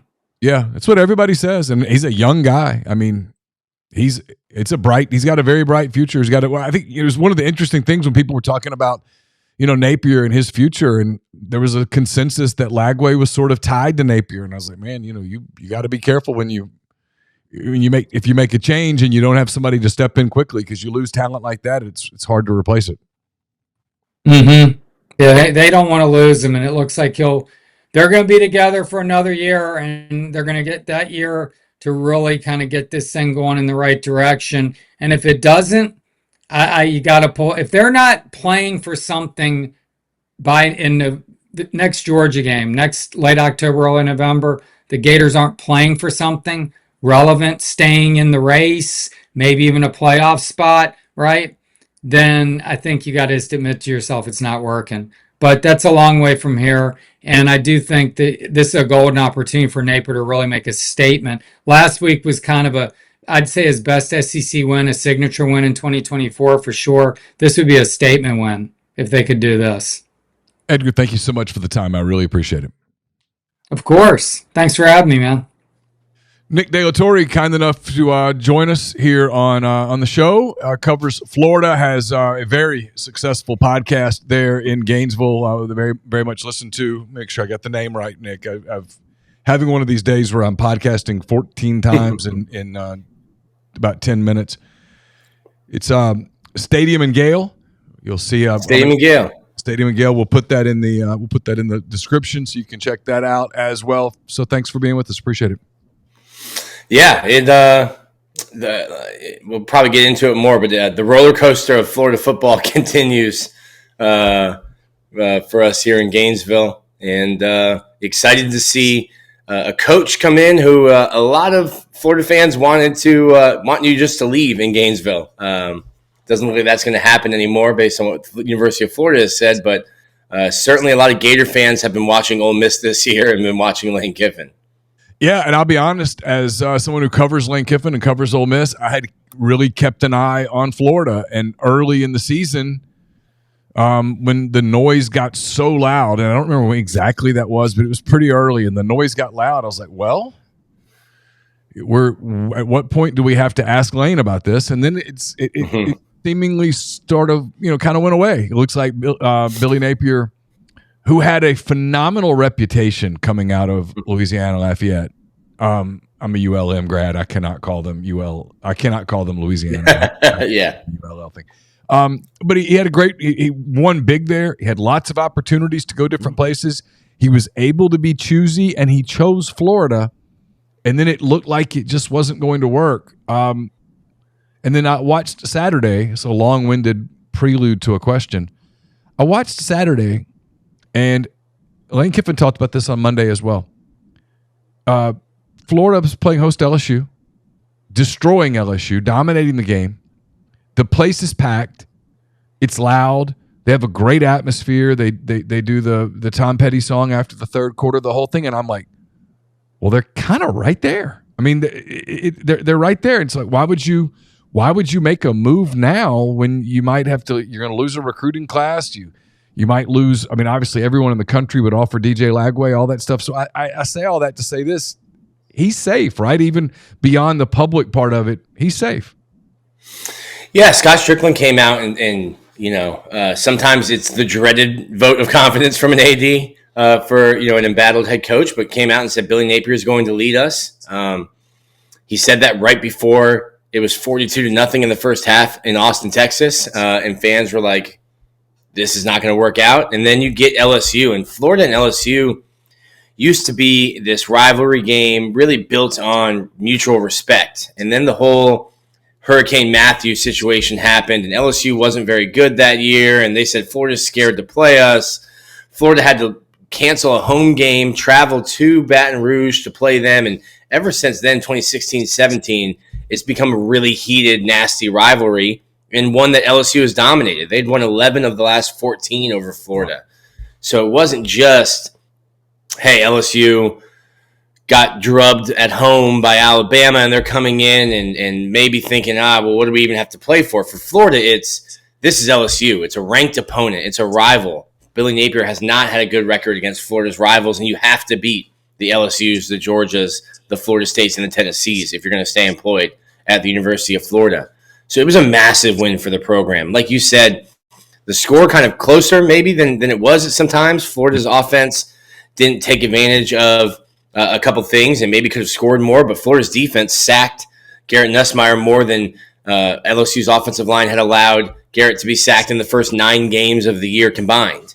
So it was really a kind of all-around performance for the Gators, and one that Florida fans can kind of look to and say, okay, we have a superstar, potential Heisman quarterback who's just a true freshman.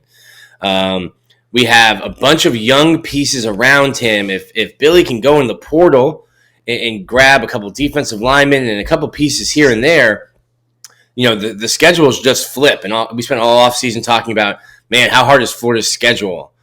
With the pieces that you have and the glimpses you're seeing, you're thinking, maybe it's not how hard is Florida's schedule next year. It's, man, those guys have to come and play Florida as well. So you're starting to see a little momentum build. Now, obviously, momentum can be stopped, and Florida would need to build on that by playing Ole Miss strong. Going to be a home underdog again this week, but a win over Ole Miss, and you're really going to start seeing people get behind Billy Napier, probably more so than they have since he beat Utah in his first game.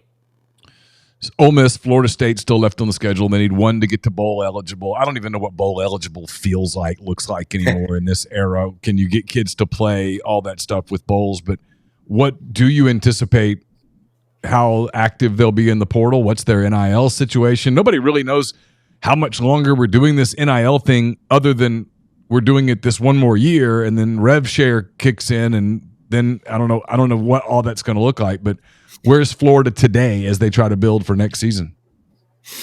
Yeah, well, I'm of the opinion that NIL is not going to go away. Rev share is not going to take care of DJ Lagway or a Walter Nolan or a Jackson Dart.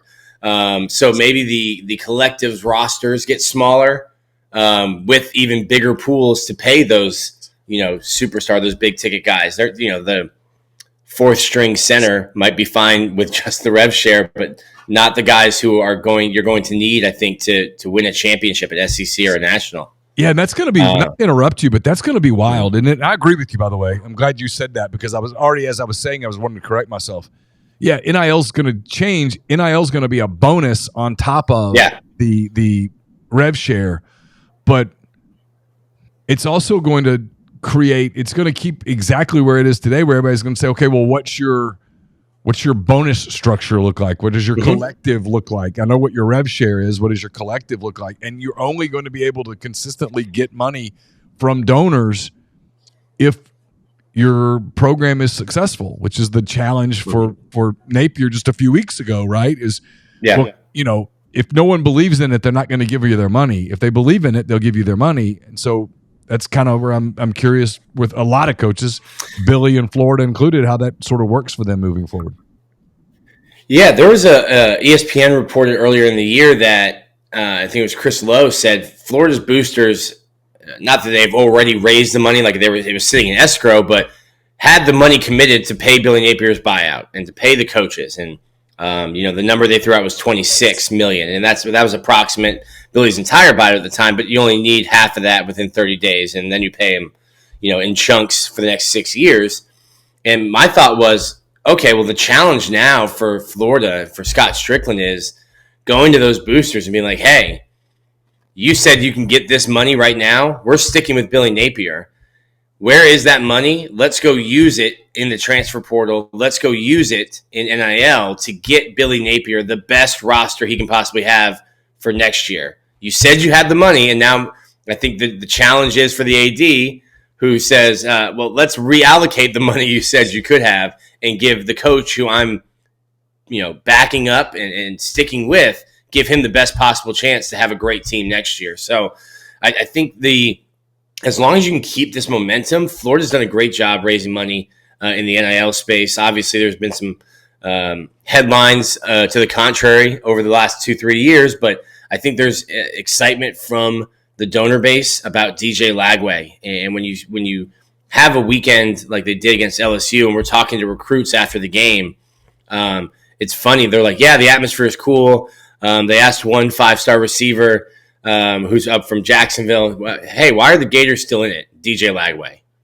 So I think there's a lot of positivity around this young man, only 19 years old, in the thought that if he's our quarterback, the Gators can do anything. They're not out of it on any Saturday. Let me ask you about this coming Saturday. Ole Miss coming in. It's a playoff game for Ole Miss. They've been in the playoffs since they lost to LSU October the 12th. I mean, Oklahoma was a playoff game. Arkansas was a playoff game. Georgia was a playoff game. And now Florida's a playoff game. From what you've seen, what are the big challenges for this Florida team in this particular matchup against the Rebels? Where can they have some success? What would be the worry spots from a Gator perspective? Yeah, I mean, it's. I understand that we always talk about Lane Kiffin and the offense and the quarterbacks, but Ole Miss's defense has been fantastic. I think the second scoring defense, allowing less than 13 points a game, up there in total defense, rushing defense, best rushing defense in the SEC. Florida needs to be able to run the ball, and what DJ Lagway has given the offense that Graham Mertz didn't is.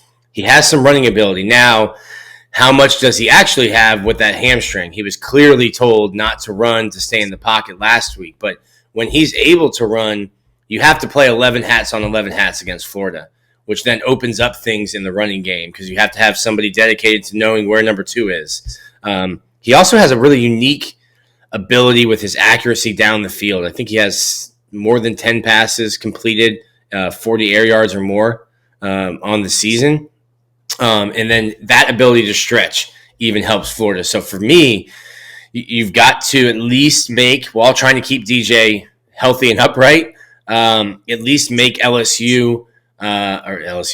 Miss's defense respect DJ's potential to run, because that's what's really opened things up for Florida when DJ's been in quarterback, has been, hey, maybe the offensive line hasn't been getting a great push, but now when DJ comes in, you're taking a guy out of the box or a guy that's in the box and dedicating him to DJ, and now it's opens up lanes a little bit more. And then Florida's been able to hit deep passes with Lagway. So you're going to have to, if you're Florida, at least make Ole Miss respect or pay attention to the threat of DJ running, because that kind of is the motor that gets everything going for Florida's offense right now.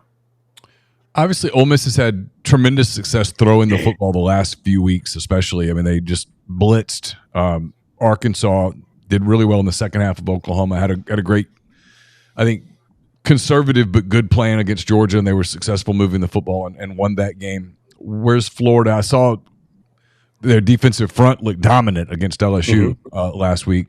The secondary has been sort of questionable at times this season. It looked good the other day. It always looks good when the quarterback's on his butt, but what do you sort of anticipate their defense looking like against Ole Miss? It's funny how those things work when a defensive line's not getting to the quarterback. Man, the secondary stinks. Well, it's hard to cover someone for 7 seconds.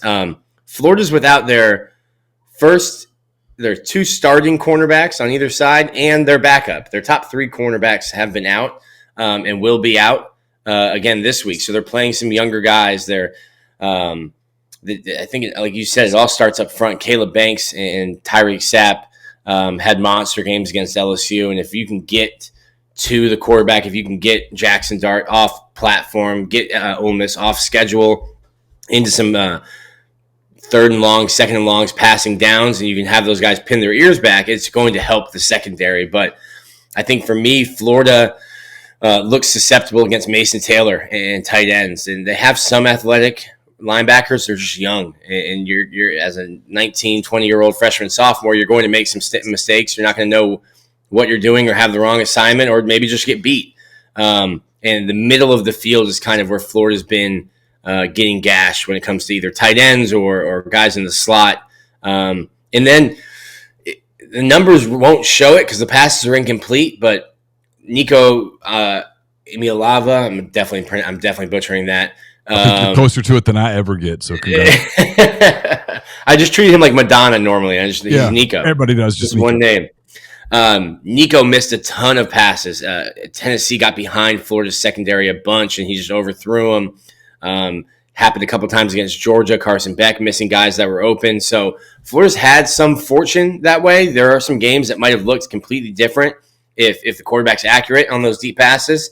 But defensively, it's got to start up front because you are so banged up in the secondary. You have to help those guys, and the best help for the secondary is a good pass rush. I'm curious. I'm going to jump around a little bit because I've got you. What happened to Florida State this year? I know Florida gets the big rivalry game next week. There's a decent chance that Florida State goes Cal and 11. I mean, that's just unbelievable. There's not a person on earth who predicted that before the year, I don't think. What happened to them? I know you're in the same state. It's a rivalry thing.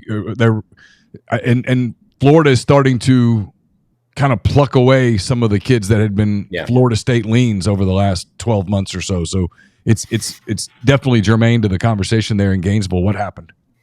This is entirely intertwined with Florida. Billy Napier came in, and you have to go back to when Mike Norvell got to Florida State. He got there in 2020, and I can't go out and recruit. I literally can't hit the road. All right, well, how do we flip this thing quickly when I don't have relationships with the guys? Like at Memphis, you're not recruiting the same caliber of player that you need to be recruiting at Florida State, so you don't have those relationships. Well, let's go through the transfer portal. And they did an amazing job in the transfer portal.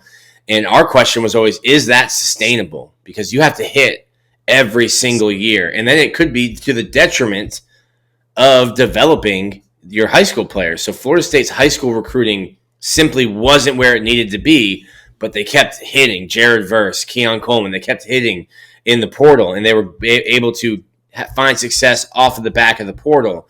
Without a really strong portal class last year, and not having the time or using your time to develop a high school recruit and not recruiting to the level that Florida State needed to, this is exactly the perfect storm that you have created. You almost sold your future to have success quicker. And Billy Napier, his philosophy has been, we will recruit through the high school ranks and supplement through the transfer portal. And that is a slower rebuild. And Florida fans have been wringing their hands and sharpening their pitchforks because of it, because they see what Florida State has done in the portal, what Ole Miss has done in the portal, what Ohio State getting Quinshon Judkins to come and play for them have done in the portal. And they're like, in the NIL transfer portal era, it's not a 4-year rebuild anymore. And I think you're seeing it. Sure, it doesn't have to be, but there's more than one way to skin a cat. And you're seeing, hey, if you are relying on the portal, you're going to have to rely on it and hope that your hit rate is really high every year. Well, and it's where I think you see Lane Kiffin this year with they're having success. Mm-hmm. They're able to finally tell kids, hey, you can do everything at Ole Miss that you could do at Alabama, at Georgia, whatever. And again, they're not there yet. They got to win these 2 games. They got to beat Florida. They got to beat Mississippi State. If they do, they're in the playoff. And if you're in the playoff, you're pretty high profile, all that stuff. You see him now saying, hey, let's get a bigger high school class. Let's land more of these guys, because to your point, and I'll give Kiffin credit for this, even when he was utilizing it as effectively as he clearly was and is, he would tell you the portal, his term would always be, it's not good for college football. Some of this stuff is not good. But what he was basically saying is, what you're saying is, I don't know how sustainable this is. I mean, can you year in and year out go handle the portal, bring guys in January that have never been there before, get them to buy in, get them to do the culture things, get them to do the things that you need a football team to do over the course of a season, so that when adversity hits, they don't just bail, because adversity in the SEC is going to hit. It's not when, it's if. I mean, it's not if, it's when. And so you sort of see him going, maybe there's a hybrid thing there, because I think you see a lot of coaches going, if I've got to go out and get 30 to 40 guys out of the portal every year, it is just a train wreck waiting to happen. Yeah. And then it's, like this year, Ole Miss, I think, hey, the thought process was, we have a roster to compete. Let's go make a big splash. We will be the New York Yankees of free agency this year, because we think we're a couple pieces away from making a real run. From the outside perspective, you look at a Mississippi State or an Ole Miss, and you're thinking that might be a program that it takes 4 or 5 years to build to a season like this, and that Ole Miss took their swing and it's paying off. But to Lane's credit, yeah, it's to have to be perfect every single offseason with your transfer portal guys. And then what would have happened if Ole Miss would have lost one more game this year? Are they coming into Gainesville thinking, well, we're not in the playoff. Who the hell cares? We only came here to win and go to the playoffs. So 100%. So you throw your hands up. I told people all along, I'm like, hey, like they would talk about 9-3, and I always was like, I don't really think 9-3 is on the table, and it might end up being on the table. But my strategy in that prediction was, look, if they already have 3 losses, they're not going to show up in Gainesville. I mean, you got a bunch of guys that are going to be. It's late November. It's time for me to get my body right. It's time for me to get myself ready for the pros, the combine, all that stuff. Obviously, they're going to come in and hair on fire this week because they're playing for a playoff game and all that stuff.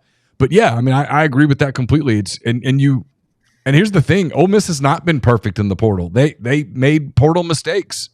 Yeah, but they were able to, because they had this culture of guys that were here already for 2 or 3 years. Jackson Dart, Jordan Watkins, JJ Pegues, Jared Ivey, those kind of guys. These other guys, Princely, Amon Mielen, Walter Nolan, those guys, when they came in, it was harder not to buy in. But man, if you don't have that establishment of guys, and Florida State didn't, if you don't have that, you're in locker room, in the building, culture can go to hell fast. Yeah, and the point you brought up specifically, you're going to get these older guys in the portal, and these top tier portal guys. If you're at 3 losses right now or 4 losses right now, hey man, I've got to start thinking about pro day. My agent's already telling me, hey, the so and so wants to do this and that, and am I really doing that? No disrespect to go play in the Duke's Mayo Bowl in December. I don't think so. No, absolutely not. And yeah, because they all have agents now. We've gotten to that place where instead of just kind of having some people in their ear that they always had, now they formally have agents. They can literally do these things.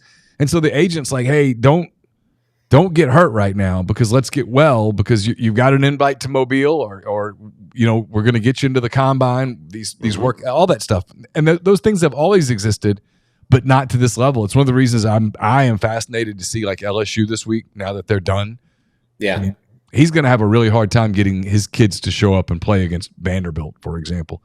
What do you think about the playoff? You're at a program that's obviously shooting for it. Look like they're on a path towards getting there as a contender as early as next season. When you look at the league, do you look at this and go, this is going to be a 4 teams make it? Do you think it works out where it's fewer than that? Or what's kind of your thoughts on how many SEC teams get in? Yeah, I think, getting to this, the negotiations, talking to Greg Sankey at different events, I don't think there's ever going to be a scenario, unless it's a doomsday scenario, where there aren't at least 3 SEC teams out of those 12. And that's why I think both the Big Ten and the SEC kind of stuck together to get to this 12 model. They didn't want more. They didn't want 8. I could see if Army beats Notre Dame, does the SEC get another team in? Do they get to 5? Can they sneak 6 in? If the Big 12 is only going to have 1, if the ACC is only going to have 1, the Big Ten gets 3. Like how many SEC teams can make it in? I like the playoff, and I think the biggest detractor was, well, you're taking away meaningful games. And one argument to what you said, you're like, hey, Ole Miss is in a playoff game this Saturday, and people used to say, well, they were in a playoff game week 1 or week 2 back in the BCS format and the BCS system, and one loss could get you out, and every week was like that, and it's going to take away.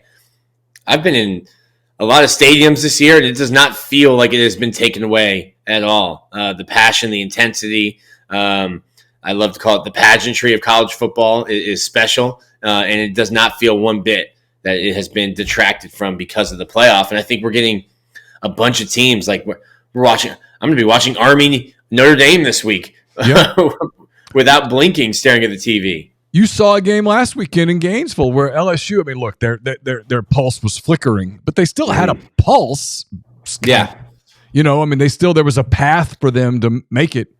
And that environment was incredible. The one in Oxford a week earlier when Georgia came here was amazing. I mean, it was incredible. You know, LSU Ole Miss was phenomenal atmosphere, and both teams had a loss already at the time. I mean, I agree.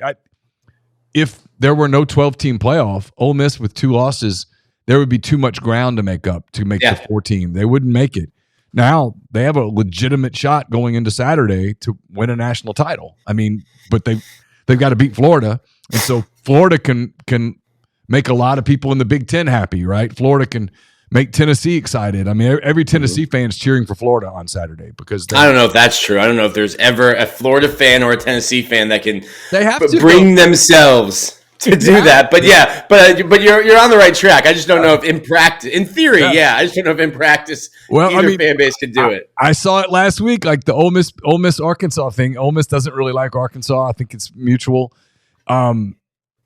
Ole Miss kind of when they needed they would have loved for Arkansas to have beaten Texas. It would have basically eliminated Texas, you know. And so I think you can hold your nose and cheer a little bit. I think it's more interesting with 12 than it was with the other model where right now you would sort of know generally who was making it. I mean, you without a playoff, that scenario where we're talking about Ole Miss being like, well, what are we playing for? That's a thing. We're not only just like pontificating about it, like we're talking about that being a real thing. Like, hey, do these guys that just showed up and are going to be going to the Senior Bowl, Shrine Bowl, going up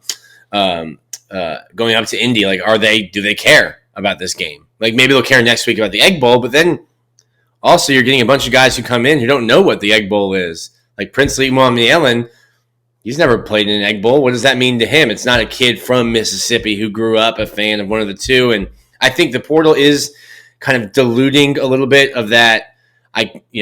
Someone like Miles Graham, a freshman linebacker at Florida, his dad played running back at Florida.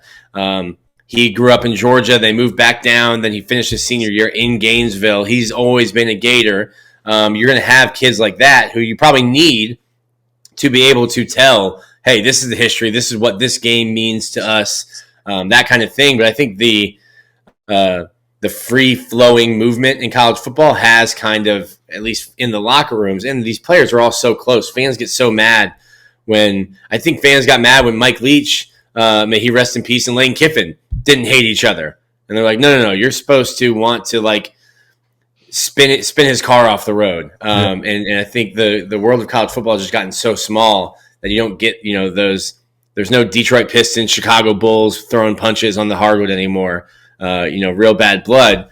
But you do need guys like that, program guys who have been around to let people know, hey, this is our standard. This is what we're trying to do. This is what this game means. How will Princely be received on Saturday? Not well. It's funny. You probably have seen it, especially if you follow him or if you're a diehard fan and you follow these guys on social media. He does a lot of tweeting and deleting. And we've talked to him about that before, and Florida fans would just get on him. And there was the very first game of the Napier era,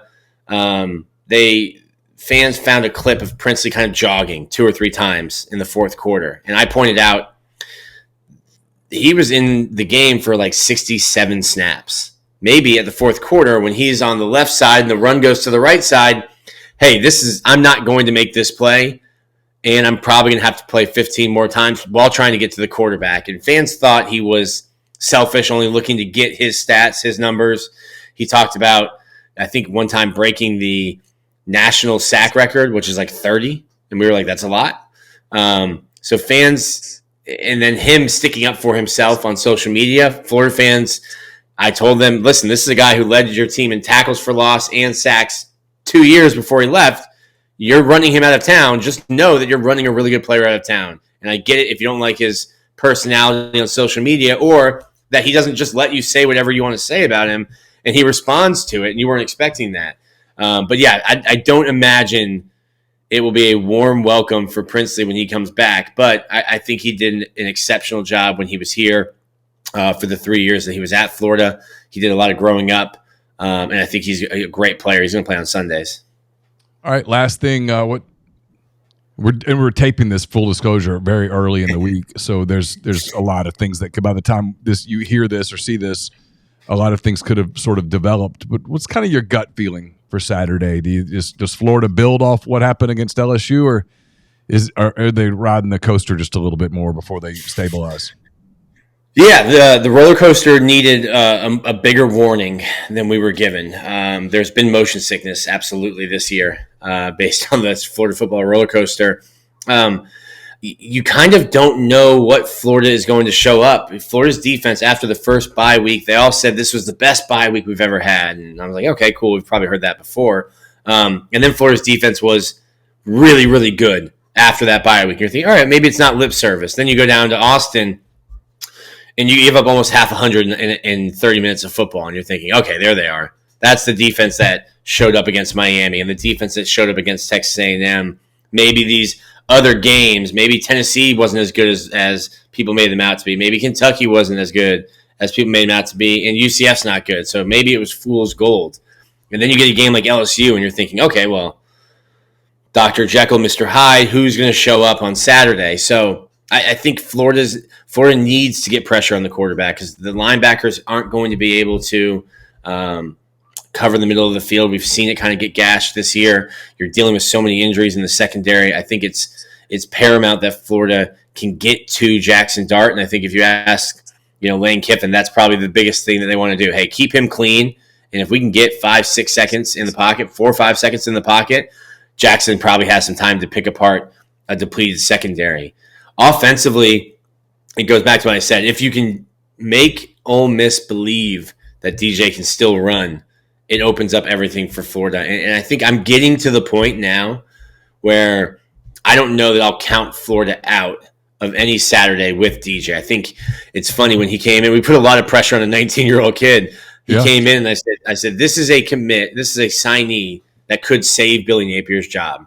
And Billy would just have to manage this year to not get fired, to get the real opportunity to coach DJ in 2025.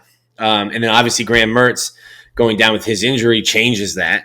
But yeah, DJ is a really special player, and I don't think I'm being hyperbolic saying that. We've got a small sample size, but a really special player, fun to watch, incredible arm talent. But Florida's offense has only found success because of his threat to run, and he is a dual threat, but he's not a run-first quarterback. You'll see him climb the pocket.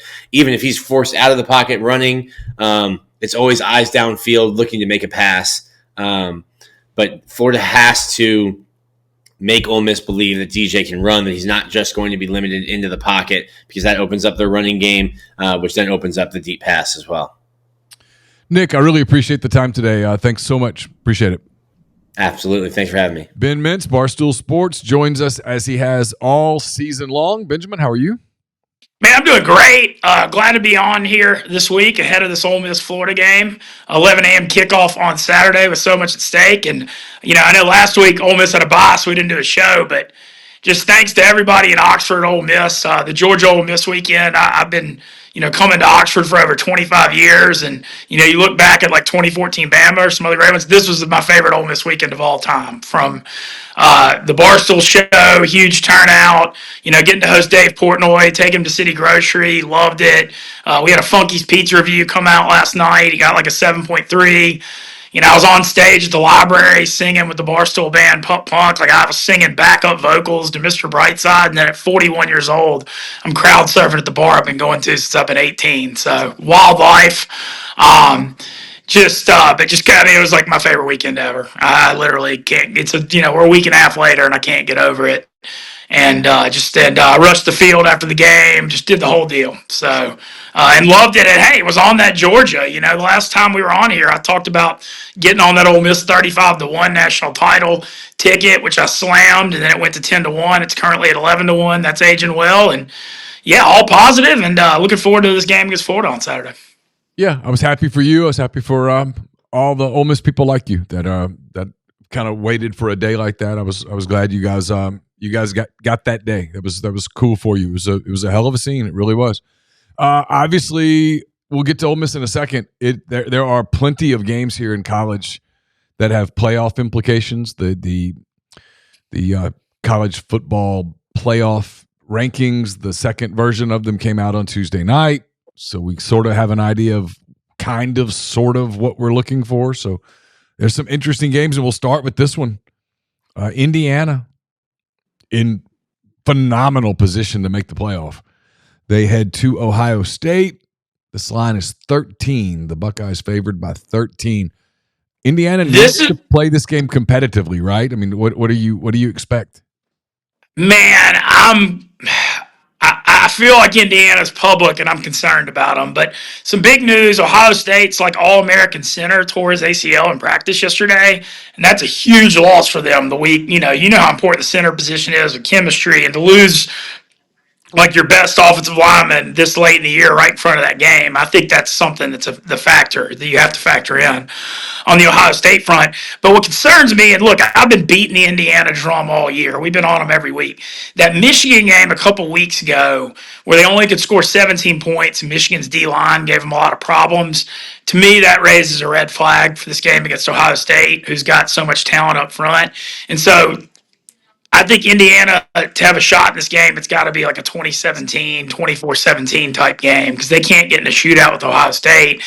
I would lean Ohio State, laying 13.5, but the offensive line injury does concern me.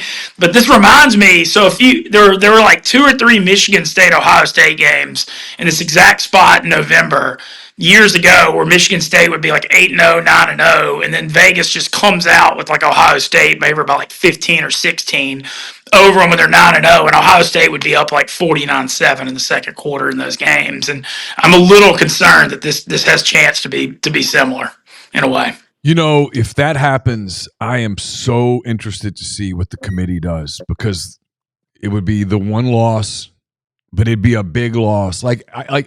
Chase, I think Chase disagrees with me. I think he thinks I'm saying it to bait him, and I'm not. I'm just looking at the way they do these rankings, and I'm like, if you tell me that Indiana plays this game, what'd you say, 24-17? 24-7. Yeah, so it's got to be other low scoring. And like I said, I don't know if I can take. That's not my point. Hold on. That's not my point. If you tell me that that's the score, 24-17, Ohio State wins, I'm like, Indiana's not falling but a spot or so in the CFP. They're going to fall to 6, 7, which is kind of where people are sort of projecting them. And but if you tell me that it's 49-10, 49-7, some 52-7 kind of game, I think the committee's going to have to do the deal where they go, okay, they feasted on a bad schedule. We're looking at them. They're not a playoff team. And then they drop them all the way out, and they bitch and scream and go, but we only have one loss.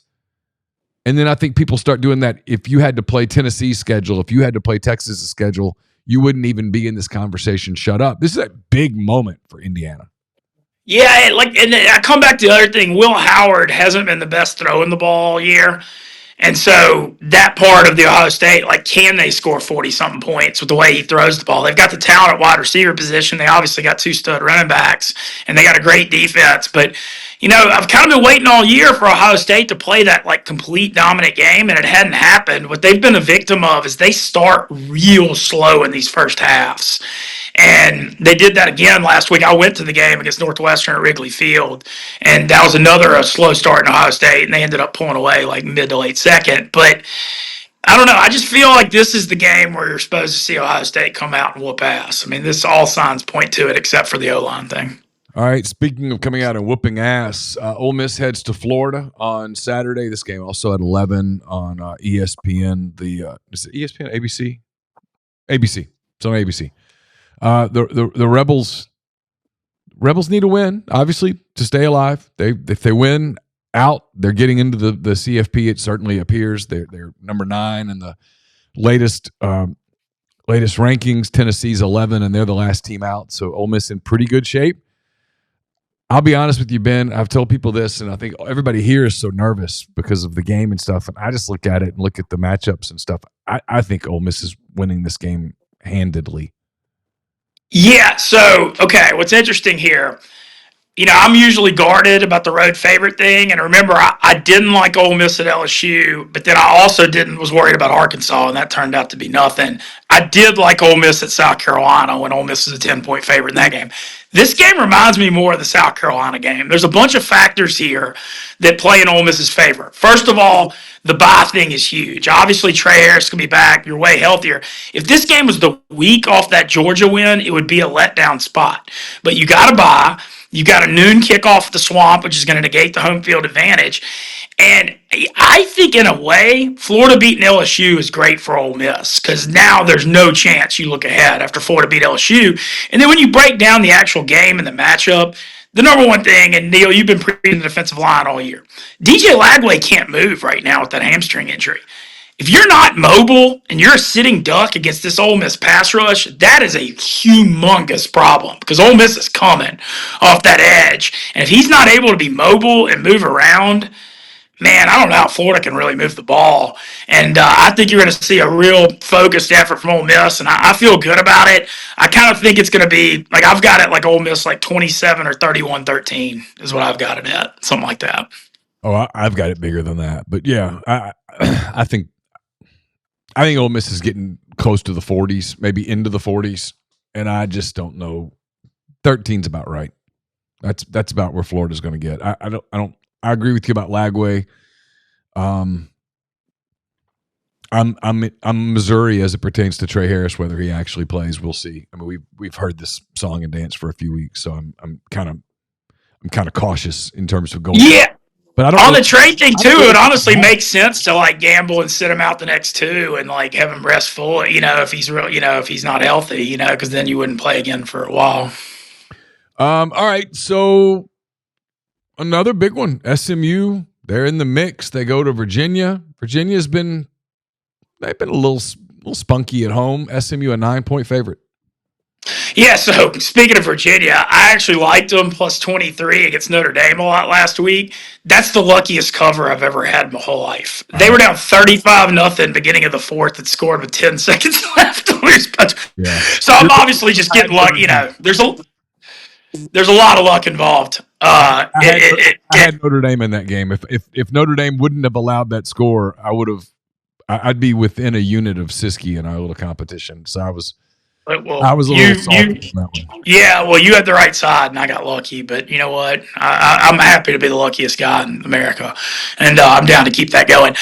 This one, look, I think SMU will win, but I wouldn't lay 9 on the road. They struggled. Remember, they got real lucky to win at Duke. They won at Duke in overtime, and I think SMU is like a good football team, but I don't think they're like great. So, I mean, I'm Virginia or nothing here on this one. All right, I'm kind of skipping around again, and we can come back to anything else you want to, but I'm skipping around to games that have implications because those are the games that I want to make sure that we touch on. Penn State, this is one that some people have circled. Penn State's going to Minnesota as an 11.5-point favorite. I don't know whether this is just wishful thinking on people's part in the SEC or whether there's a real chance that Minnesota can pull something off here.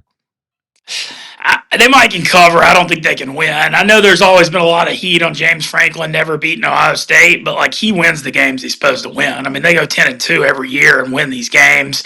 I don't think Minnesota's going to be able to move the ball on their defense. I wouldn't lay the 11.5, but I don't think Minnesota can pull this off. All right, Colorado heads to Kansas. The Buffaloes got a chance to play for the Big 12 title. I think if they win this game, they're a 2.5-point favorite in Arrowhead. This one's weird because Kansas is playing well. Big win over BYU, beat Iowa State the week before.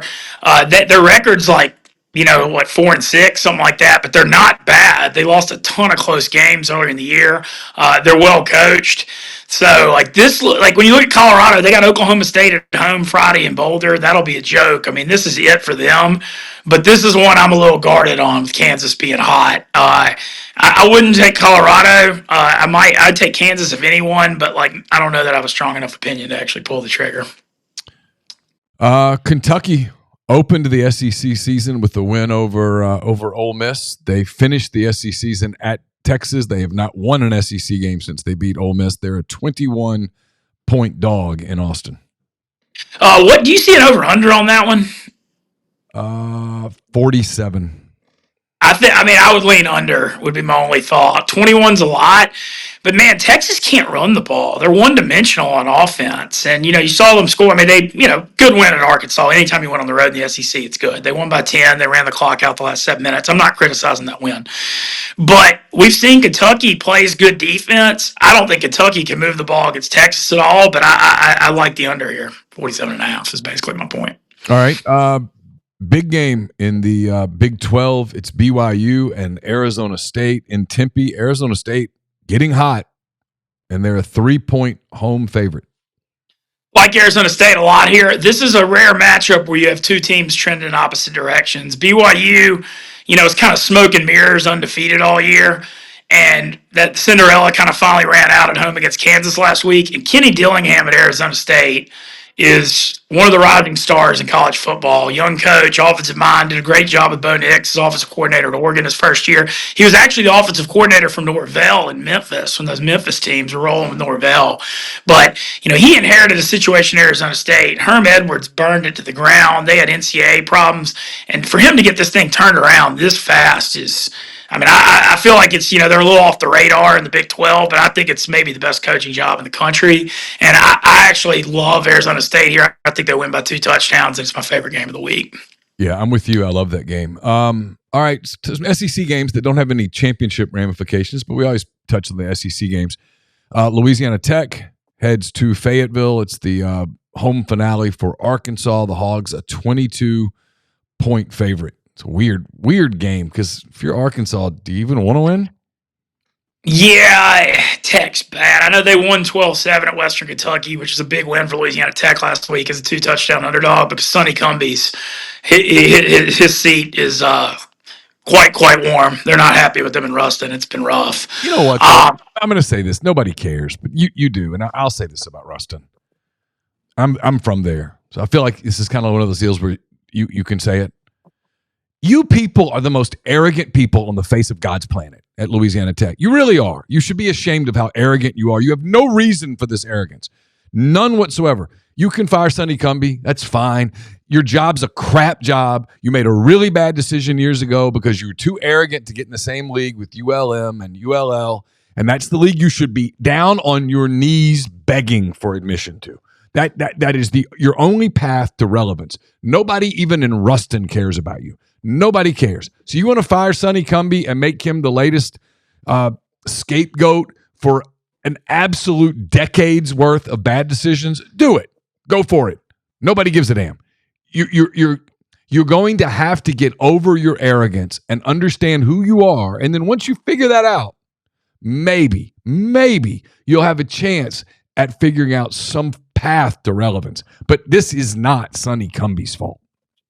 No, you said it really well.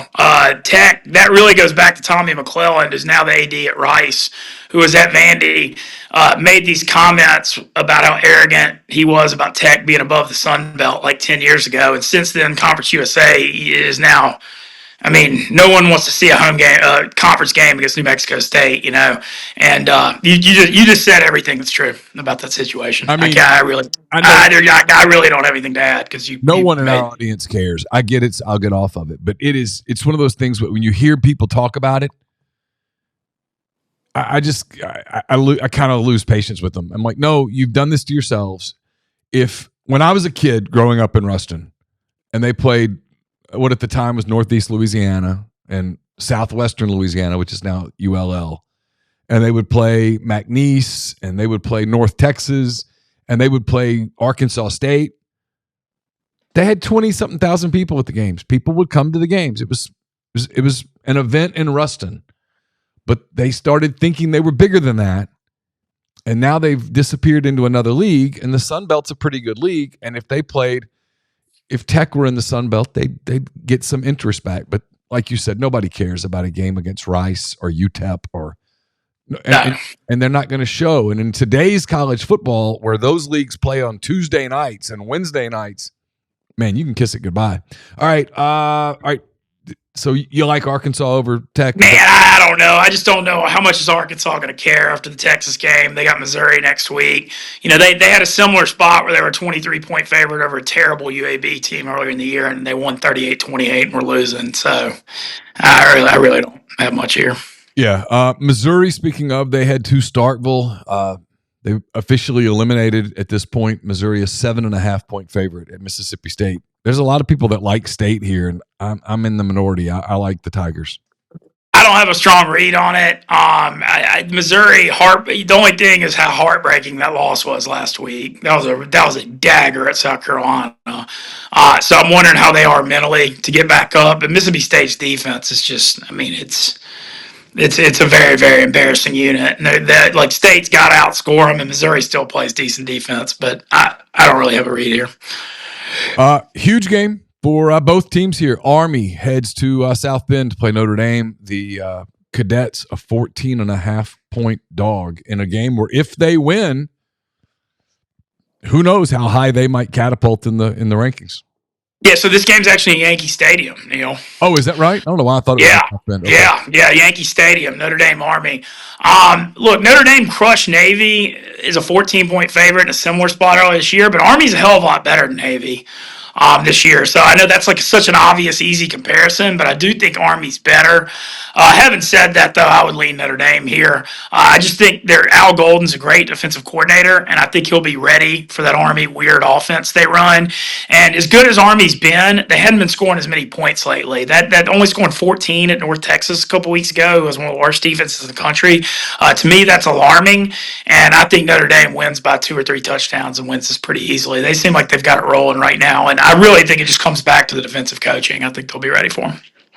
And one thing to watch on that, if Notre Dame blows them out, Tulane could jump Army in the rankings, and that would mean the American Championship game would be Army, Tulane, and NOLA Friday night, December 6th. So I'm pulling for that because I'd like to go to that. Back to the SEC, Alabama, very much in command at this point of their own destiny. They head to Norman to play Oklahoma, the Tide, a 13.5-point favorite. These are the kind of games I never like taking road favorites with this kind of spread. I'm actually looking at under 47.5 here a little bit. I just don't think Oklahoma can move the ball. And I could see them playing hard at home in this game against Bama. And I kind of feel like they're in a spot where they are now. They just need to get out with a win. They've got the inside track to the SEC championship game. And this feels like a spot. I mean, Auburn's not any good, but that's still a big rivalry game. I feel like you're going to just see Alabama try to get in and out with a win here. And I think I'm going to take the under. But I'm not laying the 13.5. I'm not going to do that. All right, speaking of Auburn, the Tigers at home against Texas A&M. They can play spoiler here and knock Texas A&M out of the title race. The Aggies, with 2 straight wins over Auburn and Texas, would go to the SEC championship game with the chance to catapult into the playoff as a top 4 seed. The format's so stupid. All right, Texas A&M's a 2.5-point favorite on the Plains.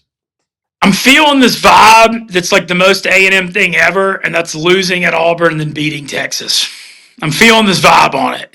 You know, like everybody's been talking about this Texas game. They hadn't played them since 2011. It could be for the playoffs. It's the biggest game ever in College Station. This is a weird one at Auburn, and I know Freeze hadn't had a good year, but Auburn's still capable of pulling a home upset. I mean, A&M was a 2.5-point favorite at South Carolina when they lost there a few weeks ago. Auburn's fans still show up and are fired up. And with A&M having Texas next week, I wouldn't trust A&M laying the 2.5 on the road here. I might take Auburn. I'm Auburn or nothing. But if A&M does lose at Auburn, I'm taking them against Texas next week at home. I just really think I feel like a vibe where they lose this and then they ruin Texas. I feel like that could be coming. That would make so many people happy. It would solve Greg Sankey would sit down and go, thank God. He would have to do it in a very private place, but he would say, thank God, because that would put Alabama and Georgia in the SEC title game. It would solve that quandary. One would be the 2, one would be the 6. It would move Ole Miss up maybe into hosting territory, and it would get Tennessee in the field. It would solve every one of his problems. Auburn beating A&M, and then A&M beating Texas. That would solve all of his problems, because I'm telling you, 10-2 Texas with the loss to A&M, there's nothing on that resume. Nothing. They would fall to where Tennessee is now, which is like the last one out. I personally think. No, I do too. And it's what's interesting about the Texas thing. They scheduled at Michigan, who won the national title, and they played the SEC schedule in front of them. So it wasn't like, them scheduling Michigan non-conference at Michigan. I mean, they tried. It just broke where Michigan stunk, Oklahoma stunk. They caught Florida's third stringer, and their schedule just it's weird that it worked out how weak their schedule was when they actually made an effort. Yeah. And I could be wrong. They could still get in. Maybe the Indiana thing happens and Texas would move in as the 5th SEC team. Maybe Notre Dame loses to Army or USC. I mean, there's still things that could happen, but we'll see. All right, Vanderbilt heads to LSU. I've got the Tigers on quit watch here. They're a 7.5-point home favorite. Vandy's going to show up for this game. I'm not convinced LSU does. Yeah, I feel the same way. It opened at 9. It's down to 7.5. And, man, Vandy's the wrong team to play when you're not motivated because that veer is they run a weird offense that's different. We've also seen LSU really struggle against quarterbacks that can run. And I'm not saying Pavia runs. He's not Milroe. He's not like that fast or dynamic. But he does run. And Vandy, man, they're just a frustrating team to play because they lead the SEC in time of possession, and then they pick up every 3rd and 4. And, yeah, this is a night game in Death Valley, but LSU has nothing to play for. Morale's down. I mean, I feel the same way with you. I like Vandy plus 7.5, and I might sprinkle the money line. It just feels like it's really gone south in Baton Rouge. And I don't know. I question the effort as well. And even with it being a night game in Death Valley, I mean, the fans are over it. I don't think the home field is going to be near what you're used to there. No, I've been saying this all week, and you're a Louisiana native too, and you spend a lot of time in that part of the country. LSU, when they're rolling, Tiger Stadium is a special place. It's loud. It's intimidating. It's a home field advantage. I've seen them beat. I saw it this year. Beat a superior team at home at night with the crowd gets going and all that stuff. When they're not rolling, that is a home field disadvantage. Their fans show up to cheer against them. Yeah, no, you're not wrong. And then there's just, their fan, like the ironic thing about this LSU deal is they're actually, if they beat Vandy, which is maybe, they're going to end up 8-4. And that was kind of what I thought they'd be before the year. This wasn't some loaded LSU team at all. The roster is nothing compared to what they usually have. They just lost a Heisman quarterback and 2 first-round receivers, and they kind of struck out in the portal. They're a victim of them getting hot and beating Ole Miss, which was lucky as hell, and Arkansas. And when they got to 6-1, their fans raised the expectations, but they never were really that good of a football team this year. And so, I don't know, it kind of feels like water's found its level on them a little bit. Yeah, they were fortunate to beat South Carolina. They were fortunate to beat Ole Miss.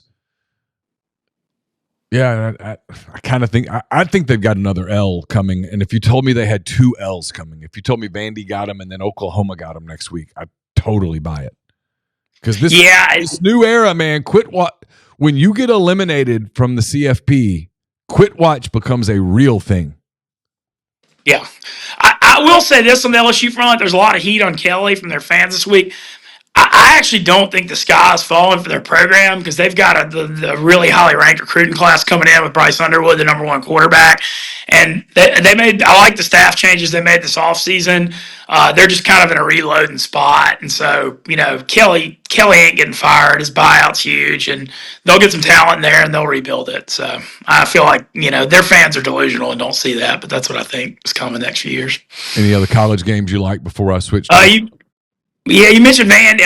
Like I said, Arizona State. Oh, yeah, one other one. I really like Louisville by 8 at home against Pitt. Louisville had a horrible loss at Stanford last week. They're in a bounce-back spot. Pitt got gutted by Clemson, and Holstein's real banged up, their quarterback, and I think this is like a blowout spot. We're let down for Pitt, and I think Louisville might get them by a couple touchdowns. All right, let's jump into the NFL before we let you go. We got Thursday night game, Pittsburgh at Cleveland. The Steelers, a road favorite. I've been taking the Steelers and the points the last couple of weeks and making hay, but this time Pittsburgh's a road favorite at Cleveland. Yeah, so I've been doing the same thing. I've been betting the Steel. Like, dude, Mike Tomlin is an underdog. It's like he covers like 70% over like 20 years. I mean, they're just always the best underdog. But he struggles in games like this as a road favorite against worse teams where they're supposed to win. Historically, like he's kind of like a bad favorite and a good underdog. Cleveland lost as a road favorite in New Orleans last week. Now they're catching 4 at home. Going to be really bad weather here, like 20, 30 mile an hour winds. I don't know if it's going to rain or sleet, but this one's going to be real, real ugly. I like Cleveland +4 here. A pretty good bet. I think Pittsburgh on a short week off a huge win against Baltimore. Very physical game. Cleveland's going to be fired up to play their division rival. And I think this is a spot where Cleveland's going to fight. So I'm taking Cleveland in the points. The Lions just keep winning. They go to Indianapolis this week. 7 and a hook, though. Big number, 7.5 at Indy. Yeah, I like over 50.5 here, even with it being high. These Colts games, even with Richardson back in, they had a low-scoring one at home against Miami, but all the rest of their games at home have been high-scoring all year. This the Indy's defense isn't any good. The Detroit offense is going to score a ton, and I don't know. I'm going to go over 50.5 here, and I wouldn't go against Detroit. I mean, the balance Detroit has on offense. I mean, they might be the most balanced offense I've ever seen in pro football because their offensive line's the best in the NFL. Montgomery and Gibbs, great running back combo. Amon-Ra St. Brown, I mean, he scored in 8 straight weeks. He's top 2 or 3 receiver in the NFL. Great route runner over the middle. And I think the element people forget is when Jameson Williams is healthy, and he had that 2-game suspension when he was banged up, so it was a blessing. When he's healthy and he can take the top off of defenses with Amon-Ra and those running backs and that O-line and how accurate Goff is, I mean, like, what can you do? Like, the only way you can stop them is if you get a lot of heat on Goff, like Houston was able to do, but so few teams can do that because of how good their offensive line is. So, I mean, and Ben Johnson's like the best play caller in the NFL too. So I can't go against Detroit here, but I think I am going to take the over. Kansas City coming off their first loss, they go to Charlotte. The Panthers are just awful. It's a big number, but Ben, I'll be honest, man. I mean, I'm tempted to lay it after what I've seen from the Panthers. It's 10.5. Yeah, but the Panthers have won 2 in a row, beat the Saints, and they beat the Giants in Germany and had a bye. KC never covers. I mean, they do just enough to win and not cover. And I think you're looking at another situation where this is like an uglier game that they never really worry about losing. But I just don't trust them to lay the 11 because that's what that case, they're just notorious. I mean, what have they won 5-6 games this year where they hadn't covered the spread?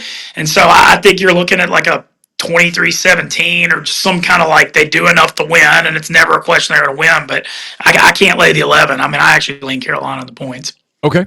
Bucks go to New York to play the Giants. New York makes a quarterback change. Tampa Bay's a 5.5-point road favorite. Yeah, Tampa's off a bye here, and Mike Evans is back. And they're kind of back in this division race because Atlanta's showing signs of collapsing. They're gaining a half back, but the problem is Atlanta went 2-0 in the head-to-head. I lean Tampa, but I actually like over 41.5 more. I don't think Tommy DeVito's good, but he might give him a spark for 1 week, especially against the Tampa pass defense that hasn't been very good. And I think when Mike Evans plays, Tampa has a good offense. Baker's actually like the number 5 quarterback this year. He's quietly had a real good year. So I'm going to go over. This is also being taped on Wednesday, so I hadn't checked weather reports in the Northeast. And so, that's a factor on Sunday. Big lines here. A couple more coming. Big lines. New England a 7.5-point dog at Miami. Man, I think Miami's good. They're 4-6 now, but when Tua plays, they have a very underrated defense this year. It's been good. Jonnu Smith has emerged at tight end to give them a tight end threat they hadn't had in literally years. And with him and A-Chain out the backfield, I know Tyreek and Waddle hadn't had as good a year, but they're also good at home. They've got a weird home field advantage in Miami, and New England's bottom 10 against the pass. So I think Miami rolls again to get to 5-6. And I really think Miami's like actually a pretty dang good football team. A team that is not a dang good football team is the Dallas Cowboys. They go to Washington as a 10.5-point dog. I like the under in this game. Jaden had such a good start to the year, but he's not running anymore since that rib injury, and that's they've lost a little bit of an element to their offense. Stat. Cooper Rush sucks. I mean, you've seen the last 2 weeks. And the thing is, too, Dallas, they got the worst run defense in the NFL, and so you're going to see Brian Robinson pounding it. And I think the Commanders control the game, but I don't know if I can lay the 10.5 in a division game. I'm just going to go under here. That's what I'm going to do. The Titans head to Houston. Houston coming off a big win over the Cowboys. They are giving Tennessee 8.5.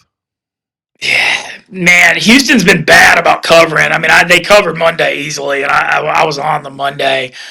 These division games, they've kind of been winning ugly all year. I don't think Tennessee can threaten them. Nico Collins being back is huge for Houston in that passing game. But yeah, I'm giving you a long and roundabout speech that I don't have like a super strong opinion on that one. NFC North game, Vikings head to Chicago to play the Bears as a 3.5-point favorite. Man, this Bears thing, what a heartbreaking loss to Green Bay. The Hail Mary deal a couple weeks ago. They did look a little better last week, though. I'll give them that. This over-under is 39.5. I actually lean under here, especially if the weather's bad.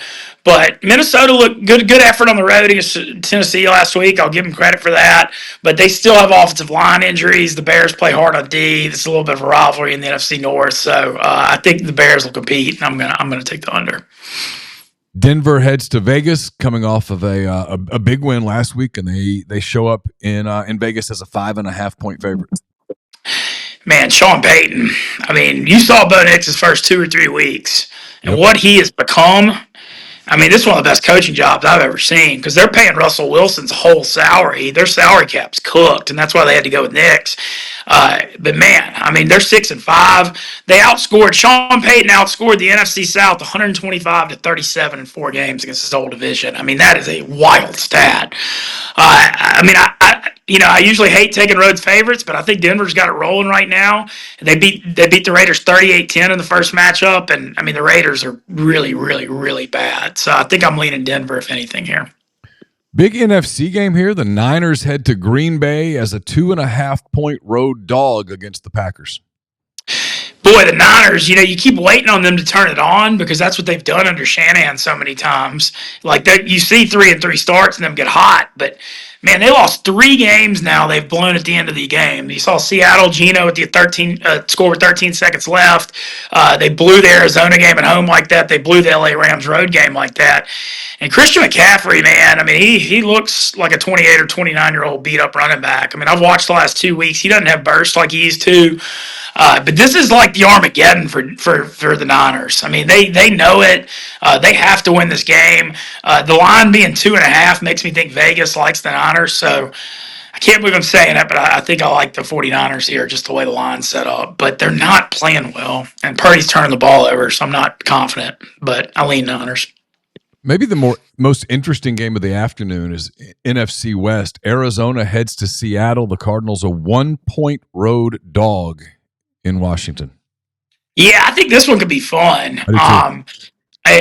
Seattle week to week's the hardest team to call in the NFL. I mean, it's really hard to figure out what's coming out on that field with them. I mean, we've seen, they blew out Atlanta on the road. They won at San Francisco. They've had some really good moments, and then they lose at home to the Giants. And I mean, it's just hard to figure them out week to week. Arizona is off a bye, and they're frisky. That running game with Arizona is good with Collar and Connor and Trey Benson's emerging.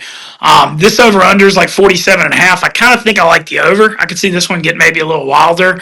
Arizona's not that good against the run on defense. I don't know who's going to win this game, but I think I'm going to take the over unless it's downpouring in Seattle.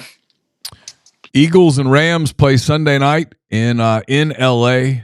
Eagles a 2.5-point road favorite. God, this Eagles thing, Kellen Moore. I was critical of the offensive coordinator hire this offseason because when he was with Dallas and with the Chargers, he was notorious for abandoning the run. And so I was like, this is a bad fit with Barkley because he's going to not use him enough. Well, I was completely wrong. They run the ball 55% of the time. He's done an awesome job with Hurts running, Barkley running. They're 8-2. Their defense is playing great. I mean, they're really rolling. Having said that, God, that line looks, 2.5-point road favorite on Sunday night. I feel like the Eagles are going to be super, super public. And so with that, I'm Rams or nothing just because of the way the game sets up. But the Eagles are also really due to lose one because that's just how the NFL works. They're 8-2. So I'm either Rams or passing, but I don't know if I can go against Philly with how hot they are. And then the Monday night game, it's the Baltimore Ravens. They head to L.A. themselves. A couple of games out at SoFi. It's the Ravens as a 2.5-point road favorite. Harbaugh Bowl here. A lot of shared information on these staffs. And anytime you get that like shared information thing going, it always makes me lean under just because you know so much about how these offenses are run. I mean, Greg Roman, the OC for the Chargers, used to be the Ravens OC with Lamar. Obviously, you got Edwards and J.K. Dobbins are Ravens the last few years. Now they're with the Chargers. I feel like these teams are going to know a lot about how each other, and so that makes me lean under. But the Ravens' pass defense has been so bad that that concerns me a little bit. But I think I lean Ravens if anyone on the bounce back here. The Chargers should have lost to the Bengals last week, but it's just so hard with that coaching matchup to know. So I think I'm going to go under, but I don't feel any kind of. There's no real confidence on this one. When you're heading back to the South for Thanksgiving? Yeah, so I'm going to fly down there Tuesday night, and we're all doing Mississippi Delta with the family, and excited. My brother-in-law and sister, and they're bringing all 3 kids up. We're all coming up Black Friday morning. We're doing the Egg Bowl, big family deal. And I'll be around Oxford next Saturday, too, watching football in the square.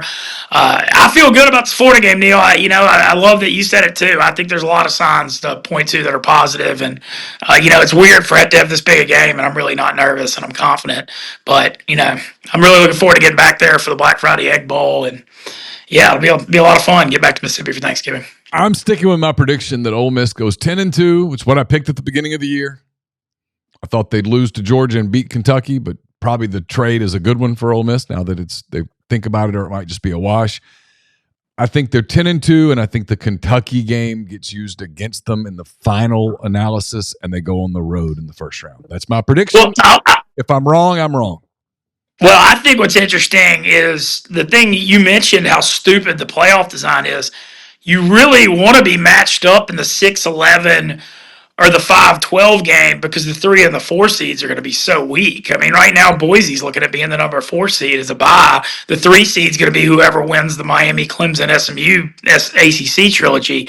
So the real spots you want is to be matched up with those guys second round because you'd have such a good chance to make the semis. But I don't know. I think Ole Miss could sneak up a little bit. Like you said, I really think Texas is going to lose to A&M. We'll see what happens in Indiana, Ohio State. But Ole Miss sitting at 9 right now. But I don't know. I think there's a shot they can sneak up a couple more spots. Yeah. But, they could get there. I won't be shocked. I don't want to be the 9 or the 10 on the road, though, because then you got to win on the road, and then you got to play the 1 or the 2 seed second round. So I think the 9 and 10 seed are the 2 spots you don't want. Ben, as always, thanks so much. We'll talk to you. We'll talk to you next week. Heck yeah, man! Thanks for having me, Neal. Again, our thanks to all of our guests on today's show. Big thanks to Michael Bratton of That SEC Podcast. Always great with his time. I think he's one of the best doing this new media thing that so many people are doing. Edgar Thompson of the Orlando Sentinel. Also, Nick De La Torre of Stadium and Gale, a Florida Gators podcast, and then most recently, Ben Mintz of Barstool Sports. We'll have complete coverage of Ole Miss at Florida here on MPW Digital. I will be hosting the MPW Digital postgame show presented by Realtree. I'll have game coverage to you as best I can from here, and we'll see what happens with the Rebels and the Gators and the rest of college football. Again, our thanks to our friends at Rustic Revivals Furniture Co for sponsoring this show all season long. Really appreciate them. Don't forget, it's rusticrevivalsms.com. Use the promo code REBELS20 at checkout for 20% off of your purchase. So again, I'm Neal McCready. Thanks for your time today. Talk to you soon.